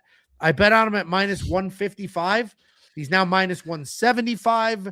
You know, we're starting to creep on the territory where it's like, I mean, he hasn't fought anybody yet, so I'm not sure. But Farman is the pick. What do you think, Sammy? So first of all, addressing what that was, what my chair is, it's on a swivel, right? So I can lean your back, fat ass fucking crack that chair. I can. No. Oh, but I have a God. Listen. I have a bolt that I switch in, and the bolt switches in, and then it doesn't swivel. You know, so that's what happened there. Just just keeping you informed, Sure. answering your questions, giving you the love and tender concern that you need to know what every sound that's going on with my microphone That Bolt is now, fighting for its life. Who do you think wins this fight? brother? Have you ever heard the saying, the pot calling the kettle black here? Because we don't want to go down that path, brother. Never I can get a scale out right now. We can go toe for toe if you want. Get a scale and a ruler for both height and length. Details. Now, Farman Hasanov in this fight against Eric Nolan. I think the only thing that's keeping this line in check is not level of experience. It's not, hey, Eric Nolan is amazing. He's fought levels of competition that are amazing. What it is that people are seeing Baysengar Susukaev, which dangerously looks a lot like me, by the way. Baysengar Susukaev, it could be my brother. But Baysengar Susukaev is Khamzat Chimaev's teammate. That's his claim to fame. Khamzat Chimaev's teammate. He fought within like a week. It was like 4 days or something. Who is Khamzat's teammate? Baysengar Susukaev. That's at American Top Team. That he trained with Khamzat, and that was kind of like his whole thing. That was the whole reason why. Well, he's at American Top Team and has been. So you want to fact check me? You can try. But everybody is trained with Khamzat for a minute. But go ahead. Sorry. But Baysengar Susukaev, that was his whole thing. They were talking about this is the teammate of him. He's come on the Contender Series, and they even showed Khamzat's reaction to him getting a contract and all the rest of it. So that was kind of his claim to fame. But being a teammate of somebody means literally nothing. And I say that because fighters get bodies in all the time. They need people to work with. That doesn't mean that you're on Khamzat's level. That doesn't mean you're getting the same looks from the coaches. It doesn't mean that you have the same level of freestyle wrestling going into it. And Baysengar Susukaev, for me, has been a little bit of a letdown, and he hasn't even lost a fight because what I witnessed from him. Why are we talking about that guy? Wait, and you'll hear it because Eric Nolan is living off of the hype of surviving and giving some problems to Baysengar Susukaev while he had his hands down in that fight and ate some shots of him. Now, he got wobbled towards the end of the first round. Jesus, it looks like I'm directly under the sun. What is going on here with the light? Lower those lights. Jesus Christ. I caught a glimpse of myself. I was like, holy fucking because you're so pale. Yeah, dude, the sun's just bouncing off you like a mirror. And how many dogs do you have? 2. Can you hear them? You held them. That's why. No, I got 2 of them. I got 2. No, yeah. Now, the thing about that is that Eric Nolan is living entirely off of the fact that he did something and then, still eventually lost and succumbed to losing to Baysengar Susukaev. Now, the thing about all of that is that I say this because what are you giggling about? They're like, Bet Sam is glowing. Bet Sam needs to go outside. I definitely do need to go outside, but it's pissing down with rain and we're in the middle of winter, so it's not going to do shit for me. Now, Baysengar Susukaev is one of those guys where he kind of fights down to the level of competition. He still won all of his fights, but he made Eric Nolan look like he's a formidable opponent. Still ultimately succumbed and lost to him. So Farman Hasanov here is what are we giggling about here? Succumbed? All right, continue. Yeah. You said succumbed. Jesus. Guy has 2 glasses of wine. It's fucking 2 Angelos, but one of them's stupid. Farman Hasanov, if you go watch his regional tape, it might be against bums. But if this dude gets one takedown on Eric Nolan, I think it's fucking lights out for him. His ground and pound is phenomenal. Now, I don't know shit about grappling from a personal standpoint, but what does Angelo know? This guy has been grappling for a lifetime. You can see the top control. Once Farman gets to his spot, he looks heavy on top. He has hellacious ground and pound. I think he just needs one takedown and one good position, and it's game over for Eric Nolan. So for that reason, I think Farman Hasanov at -175, probably one of the greatest plays on this card. And my only regret for not placing him in the Slam of the Week parlay, which you can access by signing up to WeWantPicks.com, code BETSAM for 10% off, is the only thing that held me back from this is I didn't do the regional tape on this fight prior to doing the tape on the other 2 fights. Otherwise, he would have been in the Slam of the Week. I really do like what I've seen from Farman, and I think he finds a finish here in under 1.5 rounds because, like I say, one takedown, I think it's game over. Eric Nolan hasn't impressed me. That's as far as I'll go. And also that other fight being at 185 might have even allowed him to withstand damage for a little bit longer. Yeah, against Farman Hasanov because he didn't cut all the weight. Exactly. Like when we saw Ige. We saw Ige short notice against Diego Lopez, but people forget, man, when it's short notice, it's also short notice for the fighter who's scheduled to take on that opponent. So it's not essentially easier just being the guy that was already scheduled for a fight. You're prepared for a certain style and all the rest of it. You're given this task. You're also on short notice to take it, but you've now got the pressure of you're the fighter on here. You're supposed to win this fight. So for Eric Nolan, he came in that fight so what? I lose. I'm in the UFC now. It's a win-win situation for him. Now it's getting serious. It's in his weight class. He has to show up or he's going to get trampled and cut from the UFC. Yeah, I mean, we're on the same page again. We got there, very different paths. You talked about everybody other than the fighters on the screen, but we ended up in the same place. Farman, I think, gets it done. I bet on him straight up money line. That is not something I typically do. If I money line anybody, it's usually like an underdog or somebody like that's right there. But I saw the odds. It was minus 150 or minus 155 at the time. I was like, dude, I think he beats the shit out of Eric Nolan. So I went ahead, threw down half a unit. But if you want to check out all the other bets, not just from me, but Bet Sam, Kunith, the rest of the crew, WeWantPicks.com. Click Become a Member at the top. It is only $10 for an entire month. Full access to this week, UFC 329, UFC Oklahoma, and UFC Abu Dhabi. And if you want a couple of bucks, I'll send you a couple of bucks. If you need a few more dollars in your pocket, go to this URL. If you go to this specific URL and you use the links on the page, those are affiliate links. And because it's an affiliate link, they're going to give me a one-time commission. I'm going to slice that money and I'm going to give you $50. It works out for everybody. They get a new customer. I get a couple of bucks. You get a couple of bucks, and all is good in the world. What did somebody call it? The triangle? Damn it, I'm forgetting it. Somebody had an incredible, first of all, a couple of you said pyramid scheme. That's not, I don't think, a pyramid scheme is like Cutco. When they're like, hey, if you can get 11 friends to sell these and they can get 11, that's not what this is. This is just the sharing of commission. Somebody had a name, Triangle. The other T had to do with money. Triangle, the Treasury Triangle. I think it was the Treasury Triangle. Was that what it was? Who gives a shit? Use the URL, sign up, make a deposit. We send you $50. It's a very simple process. After that process, bang around the website a little bit. Check out what we got going on. We have a whole premium setup. It's not just picks. It's not just bets. We have a whole streak. We have a whole suite of tools, and we have a streak going with the safety parlays. I've hit 7 safety parlays in a row. This is just one single bet that's on the board. Last week, we put up, 13 units of net profit in one single week. If the only thing you ever did was bet the safety parlay and this doofus's slam of the week, if that's the only thing slam of the week, if that's the only thing you did all year long, you'd be up money. If the only thing you ever did was a safety parlay, you'd be up money. If you just grabbed a couple of bets that you like from the boys, you'd probably be up money. I don't know which ones you're grabbing, but the boys have been having quite the year. And it's not just copy, paste, picks, and belts. We have built out the greatest offering this space has ever seen. And if you could find a better offering with more value at a better price point, I'll give it to you for free because that shit does not exist. 2 weeks ago for UFC Freedom 250, DraftKings Fantasy put us in a corner. They said, we're only doing captain's mode this week. We weren't prepared for captain's mode, but what did we do? Our developer got to coding, figured out captain's mode, and now all of our tools adjust for captain's mode as well. We have the data analyzer. For those of you who watch the videos for research and say, I'm not buying picks and bets, you don't need to. You don't need to buy picks and bets because what we do have is a whole suite of tools. One of those tools is the data analyzer. The data analyzer allows you to manipulate data to find your spots. Inside of the data analyzer is the tape index. For those of you who like to do your own research, watch the fights with your own eyes. We got you lined up inside the tape index. We have a fight simulator. It simulates fights 100,000 times. Personally, I use this to attack the significant strike lines.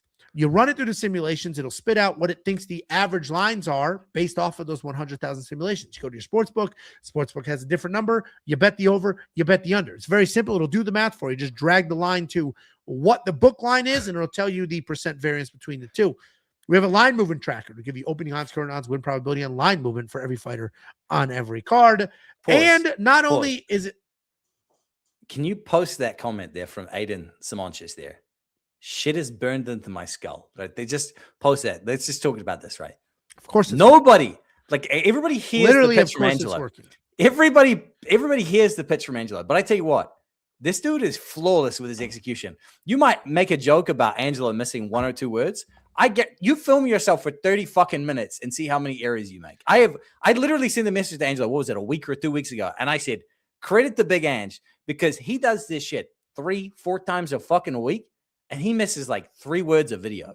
The dude is honestly legendary when it comes to the script. Like Angelo is undefeated, undisputed champion, Toastmaster, Big Ange, getting after it. You guys try that shit. It's funny you say Toastmaster. So if anybody watching doesn't know what Toastmasters is, it's like a public speaking club, basically teach you how to speak publicly. I did Toastmasters. That's what I do for a living. Now, I don't do big, huge speeches, but I have had to in front of giant rooms at, conferences and shit like that. My entire job in real life, I have a real job. This ain't it. My entire job is dealing with executives. This isn't real? This is very real, but it ain't my only gig. I got 2 young kids and they'll suck you dry money-wise. So I have to do these massive presentations and articulate points and walk through, hey, you're spending your money with us and it's effective and it's working and here's why. So values, and day one, my very first real job, was IT desk support. After that, my very first real job was in telecom expense management. In telecom expense management, this guy says, why is the site down? It's not, fuck weasel. I just checked. It's up and running. No problem. Sick profile pic from that guy. Much better than the dude in the singlet. Was it? Now it's just a wife beater. Was my very first real corporate job was in expense management. So it was our job to literally value. So I have that drilled into my head. So when we set out to build premium, it was value. We need to build the greatest value in this space. So even if you decide you fucking hate me, which some of you do, if you decide you hate Jacob, if you decide you hate Betsam, if you decide to hate Artem, it doesn't matter because the value is so undeniable that it's I hate that motherfucker, but God damn it, that fight simulator is spectacular. That is why it is what it is, because we have people reaching out, a lot of people that are hey, dude, you could charge XYZ. And I'm a business developer. I'll invest. I'll help you. No, me, goodbye. Jacob. I'm sure we all probably wish it was $20 a month. I think $20 a month is still incredibly reasonable. You guys, but yeah, you guys definitely, because reasonable. Anybody watching, if you use Betsam's code, he gets half the money, and he gets half of the gross, not the net. I fucking eat. I make 30 cents on an affiliate. It's a horrible business model for me, and I'm probably going to change it. So, sayonara, Betsam. No, I'm just kidding. It is a horrobble business model. If I leave, we won't picks. I'm charging fucking way more than $10 a month. You know who tried that? That's happened. Brother, this is the boys at what the fuck were their name? Oh my God. There was 2 of them. They were actually kind of funny and entertaining, but they left because they wanted to charge more. Then they charged more, and then the thing about this though is I do this. This is my fun time. This is people don't realize it. I do this for fun. So when people go, why aren't you live this Sunday? I'm I have a fucking life. I'm at a birthday party, or I'm at a barbecue. I'm at the beach. So sometimes I just be doing shit. But I work a regular job just like everybody else. I don't have a when life. When I come here to have some fun, I do this because I am just like every single other person in this chat. I love the sport. I love to do my takes. I love to give out my picks and predictions. The fact that somebody will pay me to do it, even better. I would still be here regardless. I was moving house, right? I had all my shit. I don't pay you. You sell your own shit and get the money. I'm paying you to do content. I had all my shit packed up, right? And I was moving to a different city, and I stumbled across We Want Picks, And I was watching this, and I was watching you guys, and I was like, I could do this, Turns out it was a lot harder than I thought, but I got here in the end. You know what I mean? And so here we are.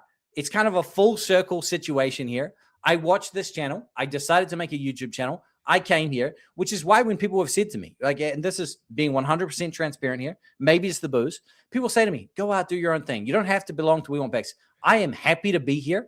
I wouldn't have even made a YouTube channel without We Want Picks. I'm happy to be here. Betsam's here to say, and we're going to fucking dominate the rest of 2026 because that's what we do here at We Want Picks. You have been dominating.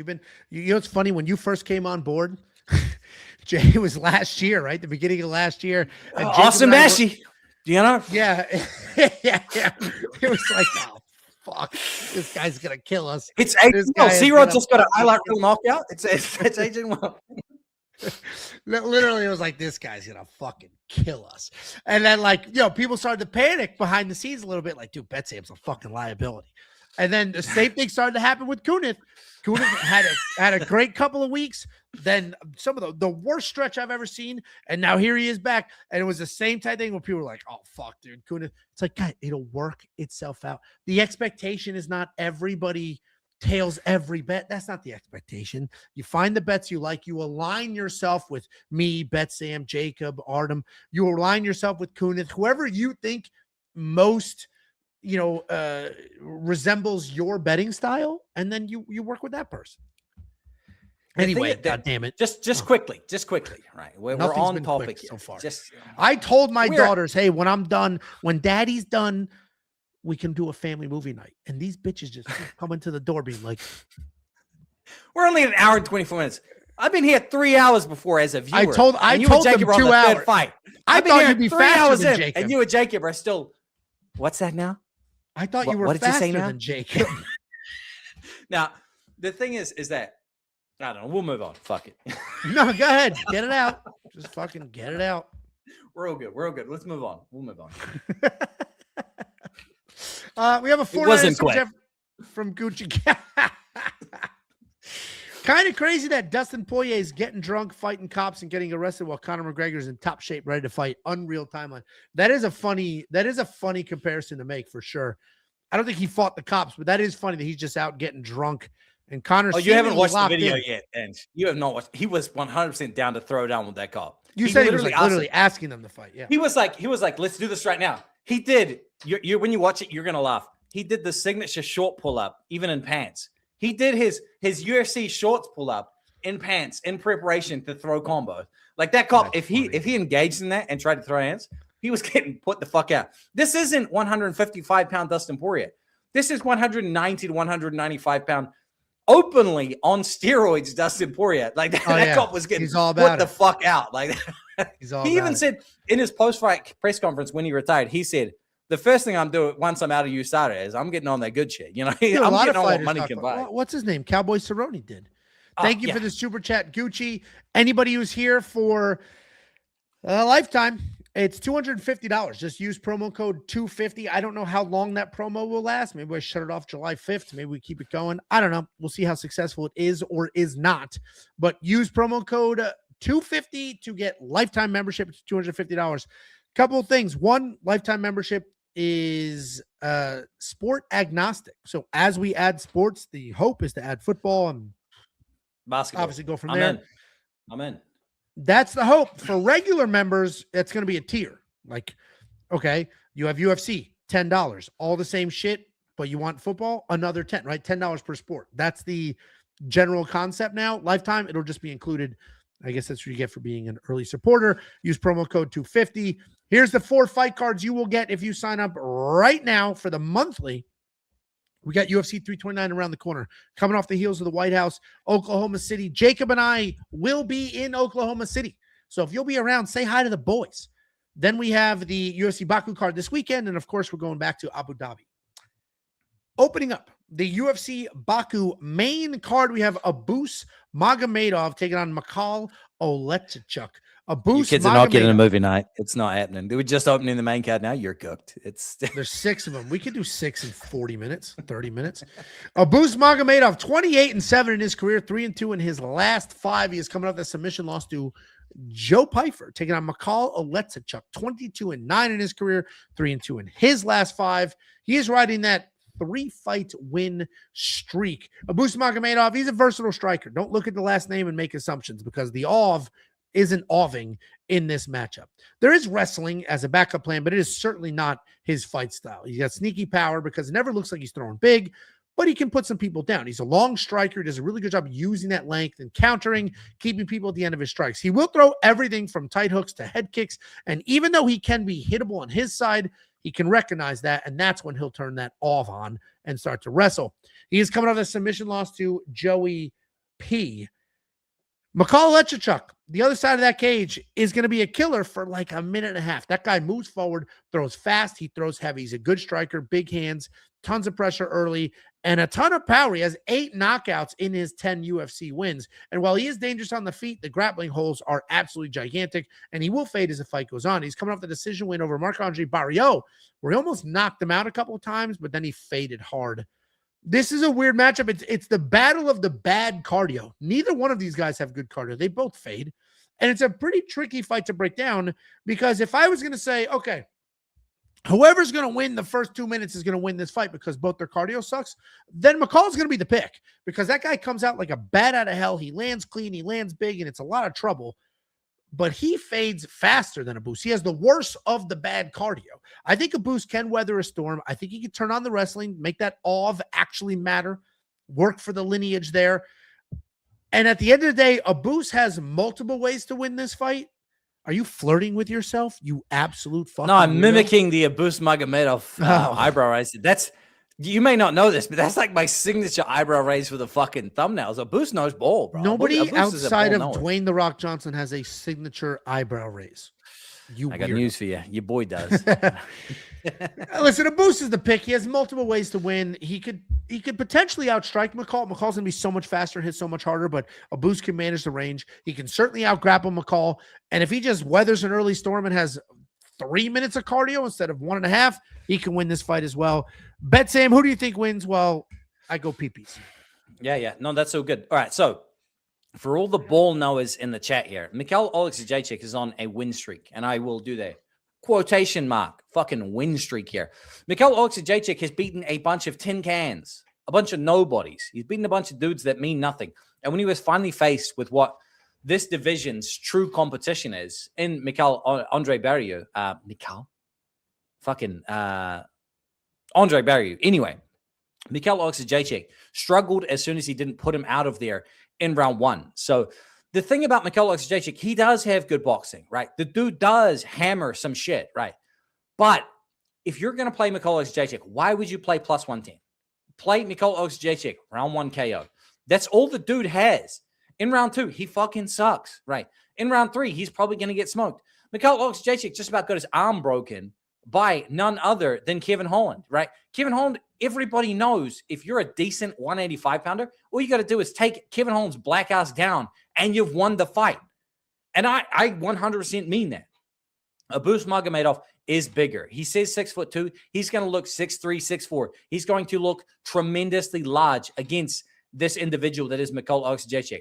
In the striking, like Abus Magomedov was beating the shit out of Sean Strickland, but when he realized he couldn't get him out of there, that's when he has issues. Abus Magomedov is incredibly explosive. I think he can bully Mikhail Oleksiejczyk here. I think Abus can look tremendous here.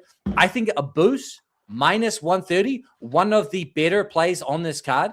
I think he has the submission path. He has the knockout path. Mikhail Oleksiejczyk, he went to the Fighting Nerds. I don't give a goddamn. You know who left the Fighting Nerds and got a whole lot better? His name is Mauricio Huffy, and he's looked the best he ever has. The Fighting Nerds is not some mythical, you're going to look amazing here. If anything, they play into the egos of the fighters, and it kind of cost them.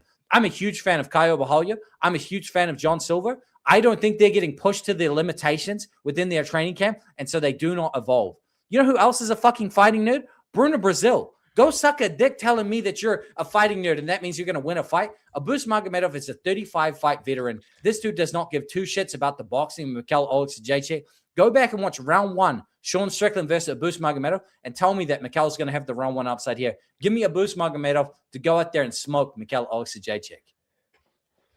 There we go. Wow, you're far more confident than I am because Abus has dog shit cardio. It's not good. Yeah. You're not worried about that? Like his cardio is bad. You know who has worse cardio? And you just said it 3.5 minutes ago. Is Mikhail Oleksiejczyk. I get it. The king here, you know. I get it, but it's still like a battle of the shit. He had enough cardio in round 3 to get a head and arm triangle choke, which, as you know, as a lifelong grappler, it takes quite a bit of stamina to pull off in that round 3 there against Bruno Ferreira. Let's see. You tried on me, big dog. You don't squeeze. If you're squeezing, you don't know what you're fucking doing. Oh my God. Bet Sam is the new me. And he can't, no coherent sentences. He's fucking blackout drunk. Oh my God. All right. We got to speed this up before Bet Sam vomits on screen. Guys, lifelong is a stretch. Motherfucker, you don't know me. You don't know me. Is he talking about wrestling me? since I was 8 years old. I would say lifelong is an accurate statement. That is. I started wrestling as a small child, took up jiu-jitsu in 2000 before it was the cool kid thing to do. and just been doing that shit on and off ever since. Big man. All jokes aside, I always say to the chat, right? Yeah, and this is in the Discord, that if I saw Angelo, I said I'm shooting a blast double on one side. It'll go fucking nowhere. I'll tell you that. It'll go absolutely fucking nowhere. I was gonna say, even if I take you down, it's probably not gonna go well. Anybody that and this is speaking to the chat here that has not spent time in a training room.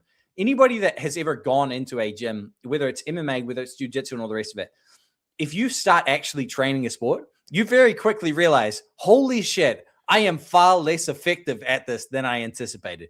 Nobody feels more humbled than the time you first turn up to a kickboxing gym, the time you first turn up to a jiu-jitsu gym or a wrestling class. And so I know full well, if I shoot a blast double on Angelo, it's going to look terrible. That's the funny side of it, is you say it. It's like, of course, you go against somebody that's been grappling their whole life. You shoot a takedown on them, it's going to end badly. That's why I say it. It's to twist the knife. I do need to do a couple of sit-ups. If I can get myself, because Josh, who I do the bad takes with, he was like, dude, would you wrestle Raf? I was like, yeah, I fucking would wrestle Raf. I need a heads up. I'm not wrestling Raf tomorrow. Oh, RF? But that would be legendary. Do it. I know, but I need. Well, first of all, that's blowing up to the point where it's probably blowing up bigger than I am. Far, meaning now they're getting like mega stars and not like influencers. We won't pick Rashguard. There's nothing stopping you. You know. I would need months to get in wrestling shape. Months.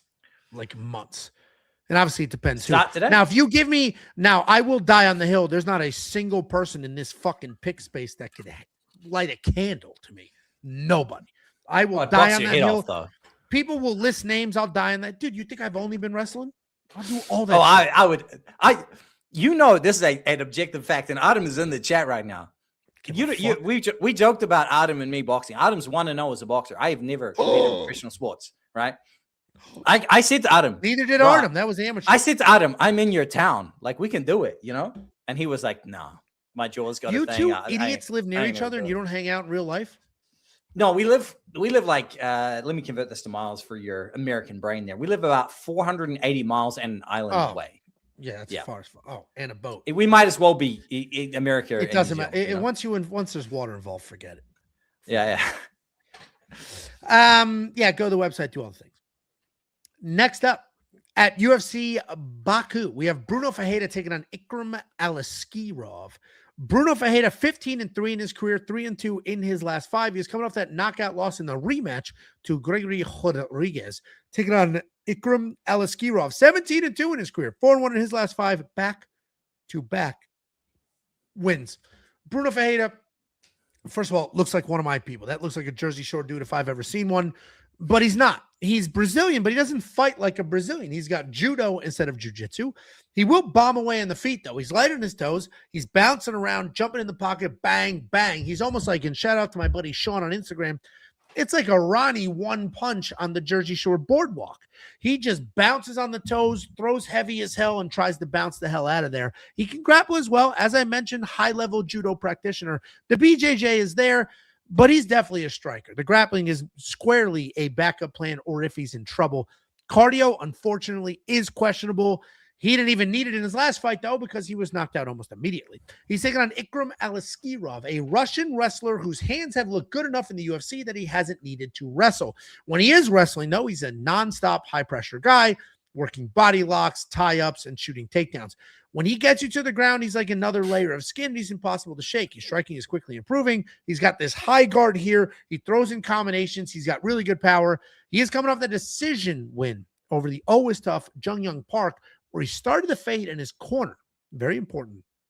Literally said to him, don't look tired or he will finish you. And a corner only tells you that for 2 reasons. 1, they think your opponent is very, very tough and dangerous. Accurate assessment. 2, they think you're kind of a pussy. Because if they didn't think you were capable of being a pussy who would look tired and then get quit, they wouldn't say it out loud. Why would they say that if it wasn't an option? Do you think any one of Justin Gage's coaches would ever be like, hey, don't look tired, he's going to finish you? No, because that's not an option. but it was an option here. And the only reason I'm pointing that out is because I'm about to pick Bruno Ferreira here. And I'm going to pick Bruno Ferreira here because I do think he's dangerous. He hits hard as hell. He does have the judo. And if he comes out like a bat out of hell, has no regard for his own cardio, which unfortunately does suck, and starts swinging wild, he could do to Ikram what we watch Rob do to Ikram Whitaker. He can come forward. He can land clean. He can have some success. If Ikram tries to desperately wrestle, I trust Bruno's judo. My one and only concern, I'm picking Bruno here. My one and only concern is the cardio. His cardio is bad. It's bad, bad. And if he doesn't get Ikram out of there early, then Ikram could turn into the wrestler that we all knew he was, even though we haven't seen it in the UFC, and he could just lay on top of him. I'm going to pick Bruno here. I haven't quite pulled the trigger, but these odds, I know it says opening 250 right now plus 240, but the vast majority of these odds have existed in like the plus 190s. So there's a window here where now it's starting to widen. I'm going to wait and see what happens, but I'm going to pick Bruno. Fuck it. This awkward silence is when you start talking. Yeah, you know, I was doing this thing which is called thinking before you speak. Now, that's an interesting concept to you, but I'm just gonna let that marinate with you. Now, Bruno Ferreira, this guy is dangerous as fuck, right? Bruno Ferreira in round one, incredibly dangerous with the hands, spinning back elbow over a Dustin Stoltzfus, always a back fist. Anyway, spinning attacks, submissions. Bruno Ferreira has it all in abundance, in droves for 2.5 minutes. You know who also has very dangerous capabilities for the first 2.5 minutes? His name is Iwan Kutalaba, right? And he just fought my boy Navajo Sterling. And everybody told me that he was about to get fraud checked. I get DMs all the time from people telling me that my picks are terrible, the rest of it. People are saying, I love you, Bet Sam. I'm picking Iwan Kutalaba. I knew that if that gets to round two, Iwan Kutalaba was going to quit. He was going to break, and he did. I picked Navajo Sterling round two because of that. And so Navajo he went out there and he did that. And you got to unhitch your wagon. How many fights has Navajo Sterling lost? Keep on with this breakdown. That guy fucking sucks. But go ahead. 4-0 as Slam of the Week. Cashing for our premium members. Make it 5. Make it 5 for next fight. Blind lock. The hate is blinding you. The hate is blinding you. That guy sucks. Go ahead. Now, Bruno Ferreira in this fight, he is the Iwan Kutalaba part of the equation. Now, the issue that we're having here is Ikram Aliskerov, people are going to say he looked bad against the Iron Turtle and all the rest of it. The Iron Turtle is also similar in the sense of things that he is going to give people that look that Alex Morono we spoke about gave Daniil Donchenko earlier. He's one of those guys where, like, if you don't kill him, he's going to make the fight look far more competitive than it needs to. He's got good boxing. He's durable. He's fundamental. He makes it difficult for you to look amazing against. And so that's why Ikram Aliskerov looked, you know, unhinged in his last fight. He looked like maybe his wrestling wasn't as good. Maybe his striking wasn't as dangerous. Bruno Ferreira has been one shot knocked out twice in the UFC. He's been knocked out by the gentleman that we broke down earlier on this card in Nursulton Ruziboev, and he recently got one shot knocked out by RoboCop. RoboCop was genuinely surprised that he knocked out Bruno Ferreira with that shot.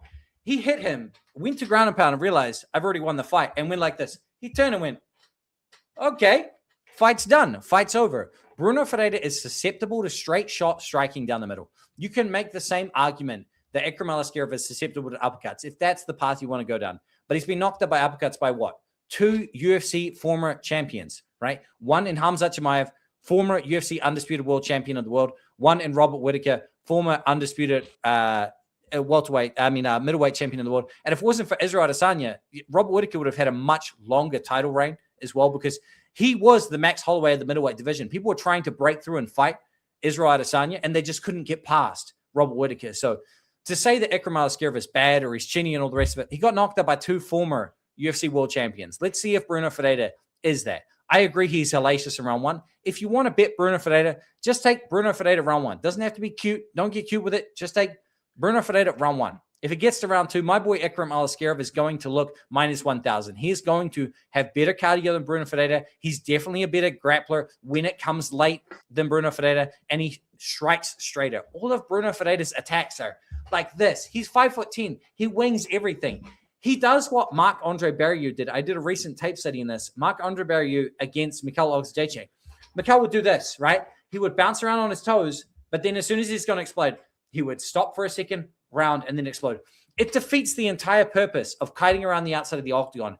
if you just go like this, around and around and around, then pause for a second, let them adjust, then explode.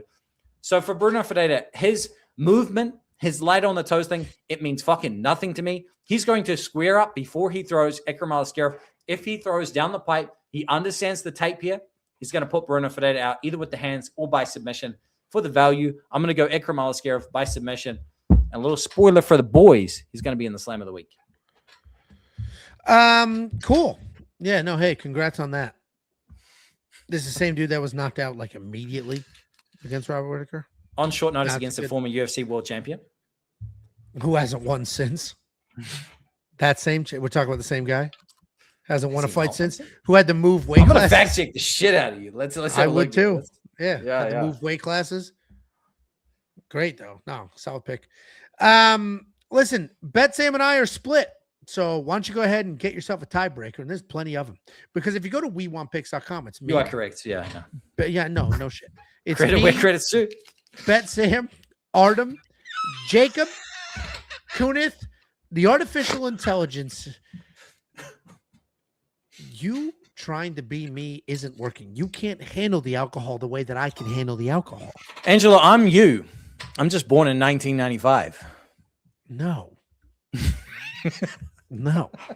I'm bigger, stronger, smarter, faster. Oh, I speak more clearly. I can handle my liquor. Like there's a lot more. I don't live with random Japanese people. Like there's a lot more going on this side. It's a fun life. You know? If I could live alone, I'd live alone. That ship sailed, unfortunately. Got a family. WeWantPicks.com. Click become a member. It's only $10 for an entire month's worth of access, which includes Conor McGregor's return. We have a $3.49 New Zealand super chat from I Dig That 2384. Sorry, Sam. Navajo, so underwhelming. Agreed. This guy gets it. This guy gets it. Here's the thing. Bet Sam met Navajo Sterling one time, like at a grocery store, and now he's like, "You're the best fighter that's ever lived." And that's the path you're on forever. Now, I can stand up to that bullshit. I don't give a fuck. I met Alonzo Menafield at a Home Depot last weekend. I'm at Home Depot. Alonzo Menafield's right in front of me. I said, "Oh, shit, nice to meet you. Like, good, congratulations on your last win." In my next Alonzo Menafield breakdown, I am going to pick against him. It is what it is. You can't do that. And now you've been correct so far. The time is coming to fade that bum. And we'll see if you have the courage to do it or not. We'll see. The thing about Navo, he can be beat, right? He definitely can be beat. He is a slow starter. It's terrible. He but if you don't by Iwan Kutalaba. He is a slow starter. But if he can pick up on the fact that you're fading, he will pour it on. He did it against Ivan Erslan. He did it against Iwan Kutalaba. Ivan Erslan's good. Who else did he do it against? He has beaten every step of the competition that he has been faced with so far. And they're all killers. We shall see. All killers. We shall see. Iwan Kutalaba has a finish over Khalil Roundtree, who challenged for the title against Alex Pereira and took off the first 2 rounds of him. So to say that Iwan Kutalaba is underwhelming, I do understand because he fades and he fades hard. But you know who else fades hard and you just picked? Bruno Ferreira. So we'll just leave it at that. Yeah, know? I'm not putting that motherfucker in a safety parlay. I'm not delusional. Next up at UFC Baku, we have Asu Almakhan taking on Charles Johnson. Asu Almakhan 23-3 in his career, 4-1 in his last 5. He's coming off that fight-saving submission win over Alex Perez, taking on Charles Johnson, 19-8 in his career, 3-2 in his last 5, alternating wins and losses. Asu Almakhan, he's a flashy striker. He can be a dominant grappler. He can control that striking range. He'll even work in a spinning attack or two before shooting big takedowns and then controlling on top. He does not go looking for submissions, but he does do a great job grabbing them in scrambles. He's strong. He sets a nice pace. He's got plenty of cardio, and he's coming off the submission win over Alex Perez in a fight that he was squarely losing because he hated the pressure. And then Alex shot a dumbass takedown, got his neck snatched up. Taking on Charles Johnson, busy technical striker, likes to hang on the outside. He's got great hand speed. Takedown defense is okay. It's better than the stats will say because everybody tries to take him down. If you look at his record, he's 8-5 in the UFC. All 8 wins are against, honestly, decent prospects. He's beaten the current world champion. He's beaten potentially the next title challenger in Loner Kavanaugh and a bunch of other prospects. The losses are all quality. He's lost to only good fighters. He is one of the more active fighters on the roster. He's coming off that controversial win over Bruno Silva, where he had the striking numbers, but he spent most of that defending takedowns against the cage, so I don't know if I would have scored it for him. If Charles Johnson had more aggression and he moved forward more, I'd pick him here. I'd say he's a phenomenal dog. If he did anything that Alex Perez did in that last fight, Charles Johnson would make a ton of sense, but he doesn't. He stays on the outside. He touches, he goes, he moves. It's a lot of motion, but not a lot of activity. And a lot of that motion is side to side and not forward. Asu hated the pressure in the last fight, but without that pressure, he can do what he wants to do. So Asu is going to be the pick. I am full-blown rooting for Charles. I've met him a couple times. He's been on the show. Guy couldn't be nicer, couldn't be cooler, couldn't be more genuine. Charles Johnson's like a real dude. He's not just saying shit for entertainment. Like, he's just a real dude. He's nice. He's thoughtful. I can't pick him to win here because I just have to look at this objectively. Asu is going to be the pick. I'm staying away from this bet-wise other than over 2.5 rounds. That would make some sense to me. But, Sammy, what's your half-drunk take?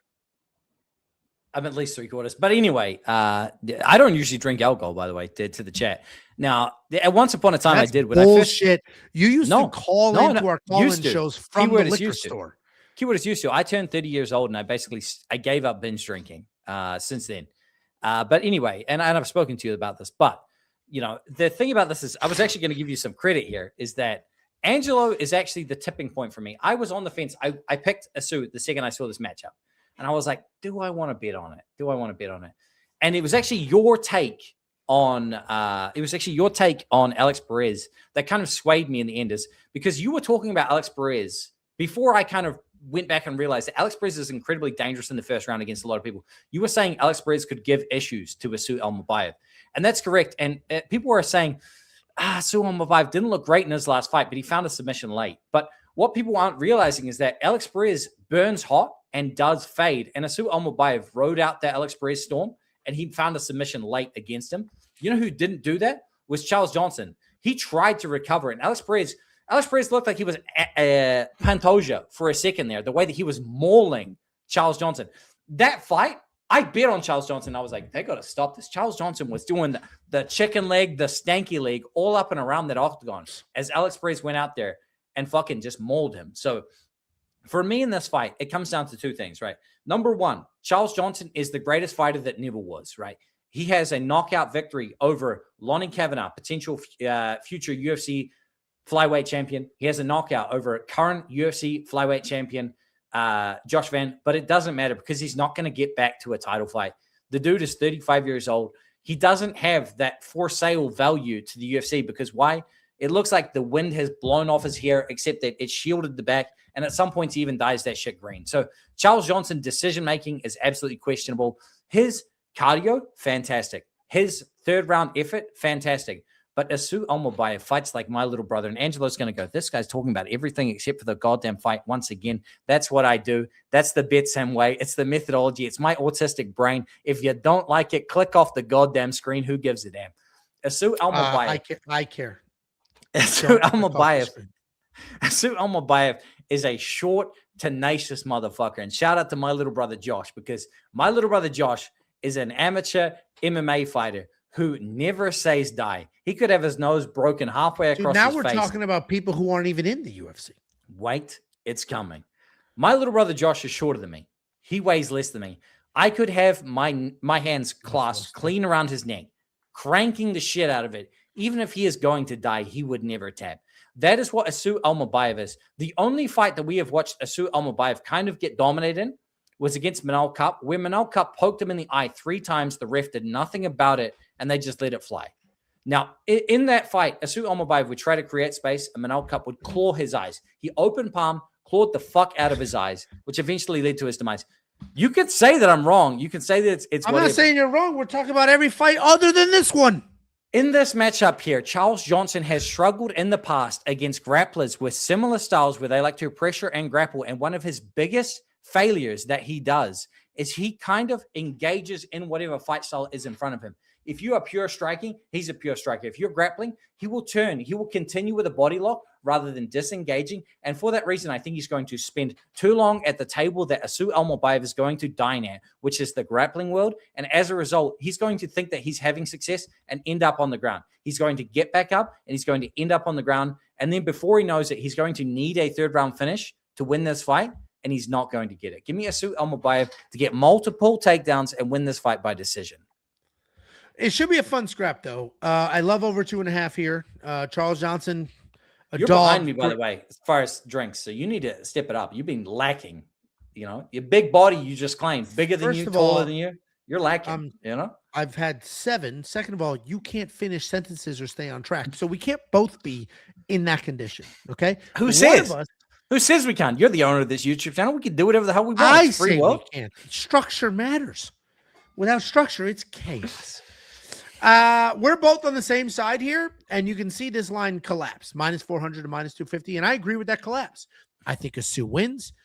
I think Charles Johnson is a very good fighter, and despite the big knockouts and big moments, I wouldn't call him dangerous, but he has incredible fight IQ, incredible cardio, and if he had a little more pressure, and if he started earlier, instead of just giving up the first round automatically, this could be a very different fight, but it's not. So Asu is the pick. If you do want to check out all the picks, all the bets, all the tools, we have everything you could ever want or need. We built an entire universe around this sport and making a couple of dollars on the weekends while watching it. WeWantPicks.com. Click become a member at the top. It's freaking $10. If you love it, you keep it. You hate it, you cancel. Who gives a shit? WeWantPicks.com. Click become a member at the top. We got a couple of super chats, but first we got Patrick. 9477. Patrick is the gentleman who has the sports book that somehow his sports book, what sports book is it? I forget which one it is, Patrick, that allows him to bet on last 10-second finish. DraftKings? The odds, the odds are the same. It's like plus whatever the fuck. The odds are the same every time. And it feels like every other card, every third card, there's a couple of last 10-second finishes. So he's been cleaning up, and he just said Oliveira hit the last 2 weeks. Let's go. We appreciate you for being here. Thank you for supporting Jacob in his live streams as well. And then we have Alex and her live. This sounds like an OnlyFans channel. Cheers to Sam's girl, Luana, now number 3 in the world. See, now Carolina? I can do a Jacob. I can do a Jacob impression. Now, Luana who? Santos is a beautiful Brazilian woman. Great fighter. Very beautiful. Now, she is a professional athlete, but she also does have OnlyFans on the side. And if you guys didn't know, it's her OnlyFans. Clothed OnlyFans. Why do you know that, Angela? Because all the athletes that advertise the shit out of it, that's what it is. Okay. Only so Tiffany's watching. Only Aylin Perez has the nuts to just fucking get rocked. The fact that you can just Google Aylin Perez and see the breakfast and dessert is crazy work. But for Luana Santos here, Luana Santos is one of the rare fighters because I'm actually historically a OnlyFans fade kind of individual. If I hear BKFC, UFC, whatever, and I hear you've got an OnlyFans, it was a $3 super chat an hour ago, Sam. That's okay. It was 3.5 minutes ago, but we'll chill. Let's jump into this. Luana Santos does have an OnlyFans, but still manages to maintain a game plan. And she went out there and got it done. And I gave her out as one of the underdogs of the week, and she got it done. So shout out to everybody that tailed the Luana Santos pick. Me and somewhat now sharp Kunith, whether he's still in the chat or not. But Kunith also had huge praise for both her and C-Rod. They were his 2 biggest plays, actually, in his mind and in his prediction videos. He said, Luana Santos, I can't get enough. C-Rod and C-Rod by finish, can't get enough this week. And when you talk about me, Angela. All right, goodbye. We got to move on. This is outrageous. You're about to become the president by firing me that quickly. How long are your videos? 23 minutes, but it's usually just How me is here. That fucking Yeah, that's what it is. Your brain is doing gymnastics. I told you, give me the call out. Give me the call-in show. I'm going to call you out on live here. I have told Big Angelo, give me the call-in show. I'll get it back for the people. I don't have to, there's not enough time in my life. That's the problem. Next up, at UFC. Of course he does. Next up, I like doing the call-in shows a lot. I invented that shit. I am the first person in all of YouTube, and people made fun of me because I'm like, I want to build like a old school sports radio where people call in with their opinions and we bring them on, whatever. And then now everybody started copying because nobody has an original thought. Look at Jacob on Twitter. Jacob has original thoughts. Every fucking slap dick, big or small, is just copying Jacob's brain for their own impressions. Anyway, next up at UFC Baku, we have Nazim Sadikov taking on Mataus Camillo in the featured fight of the evening. Nazim Sadikov, 11-2 in his career, 3-1-1 in his last 5. Coming off his first knockout loss, taking on Mateusz Camillo, 10-3 in his career, 4-1 in his last 5. Coming off his first UFC win. Nazim Sadikov, solid kickboxer, good speed, good power. He can be a little bit reckless because he'll engage in a firefight, but he typically will take his time, look for his openings. He's slick. He can transition to wrestling if he needs to. If the striking isn't doing what the striking is supposed to do, he can be a bit chinny, though. And that is just flying under the radar for some reason, but I promise you we will point it out. He was just knocked out by Fiziev. He's taking on Mateusz Camillo, an aggressive guy who can strike and grapple. He's got plenty of power, plenty of cardio, a good chin, a whole bag of submissions. He's going to plot forwards, let his hands fly, and then embrace the chaos. He will embrace that chaos both on the feet and on the ground, so much so that he'll actually give up positions trying to chase finishes. He is coming off the decision win over an old, used-up Vyacheslav Borishev. I'm a bit surprised by both the odds and the Tapology crew. 94% of you people are like Nazim Sadikov. And I get picking Nazim. I'm going to pick Nazim as well. He's the better overall striker, but he is fucking chinny. He's chinny. And Nazim has had moments of looking horrible in every single UFC fight he has had so far. And if we look at it, let's break it all down. Nicholas Mata had him 99% knocked out and then faded. Vyacheslav Borishev landed 143 significant strikes in the fight. Terrence McKinney was throwing his ass around. Whoever the hell Veen Letter is dropped him, and then Fiziev actually finished him. I think Nazim Sadikov is the better striker. Therefore, I am picking him to win, and he's at home. But I'm not spending minus 240. 94% of people picking a man that was dropped in his last couple of fights is a little crazy. This is very similar to everybody that loved Ayman Zahabi at the White House card. And I was like, guys, Ayman has been dropped in every single one of his recent fights. Every one of his recent fights, he's almost knocked out. Nazim is like heading down that path. He's the better overall striker here, so he is going to be the pick, but he's getting rocked. He's getting wobbled. This could get weird. I'm not going to spend the money, but he should win, and he is the pick. And I'll be rooting for him because he's fun. He's exciting. This is at home. Sammy, who do you think wins? What's your method of victory for that one? What's your method of victory for this one? Frankly, a decision. Mateusz Camillo's tough. You just pissed 20 minutes ago, so wait 10 seconds before. I watched Nazim Sadikov versus Fiziev, and as a result, I put Fiziev in the fucking slam of the week because he looked like a top 5 all fucking time UFC lightweight. I got the Fiziev instead of patient grappler. All this. I got the guy that was slipping on invisible banana peels and giving up top position in round 2. So Nazim Sadikov made Fiziev look like a top 5 lightweight of all time. Who knows what he's going to make Mateusz Camillo look like? You're welcome to leave now, Angelo. Now, Mateusz Camillo in this fight here, I don't love him to win this fight, but sometimes we play the number and not the fighter. If you look at a little Mateusz Camillo to win by submission here, guys, lean in with me. Lean in. I know we're all intimate here. We're all getting the good time in here. Mateusz Camillo by submission here. We need to change this shit. Saying Jacob JT lines up here. It's Bitsam up in this bitch. Now, Mateusz Camillo to win by submission in this fight, it's like 11-1. 11-1, right? That's fucking crazy work, right? You're telling me that Nazim Sadikov can get out-grappled 10-8 basically round against Fiziev, but a Brazilian can't find a submission against your boy? I'm saying for the price, Camillo to win by submission, if you want to go Camillo round 1 or round 2 submission, spice it up even more. If you're chasing value and you're missing Jacob, everybody's saying, Jacob, where's Jacob? Jacob will be telling you the same thing, that Nazim Sadikov at minus 240, hell no, I'm not touching that shit. We are not interested. Your boy Betsam doesn't want nothing to do with no minus 240 Nazim Sadikov. Nazim Sadikov makes every fighter that's fighting him look a whole lot better than they do. Nicholas Mata, round 1 or bust. Against Nazim Sadikov, just about puts him out, right? Of course, that was round 1 or bust. It was just bust. Yeah. But in that moment, you saw Nazim Sadikov vulnerable to strikes, right? Against Fiziev. If Fiziev didn't find the knockout, he still won that fight by out-grappling him. Nazim Sadikov, despite training with Merab, having Ray Longo as a coach, isn't the fighter that they want him to be. Shiny 11-2 record. I don't give a goddamn. Mateusz Camillo by submission, 11-1. That could be the prop of the week. I don't think that's great because I do trust Nazim's submission defense. He trains hard. He's at a good gym. He's with a lot of really good grapplers. I appreciate chasing the odds. Ain't my thing, but I get it. I'm not going to shame it. 11-1. It hits. I'll be bragging about it fucking immediately, honestly.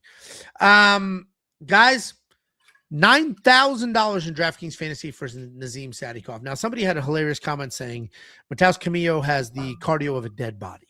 Now, if he fades hard and Nazim finds his finish, then yeah, that $9,000 in DraftKings Fantasy is going to be worth it. If not, it's going to be very, very tricky here. I do think we end up with a fight that goes a little bit long. I think there's success on both sides, and I think Nazim ultimately wins a decision because he will be the cleaner striker longer.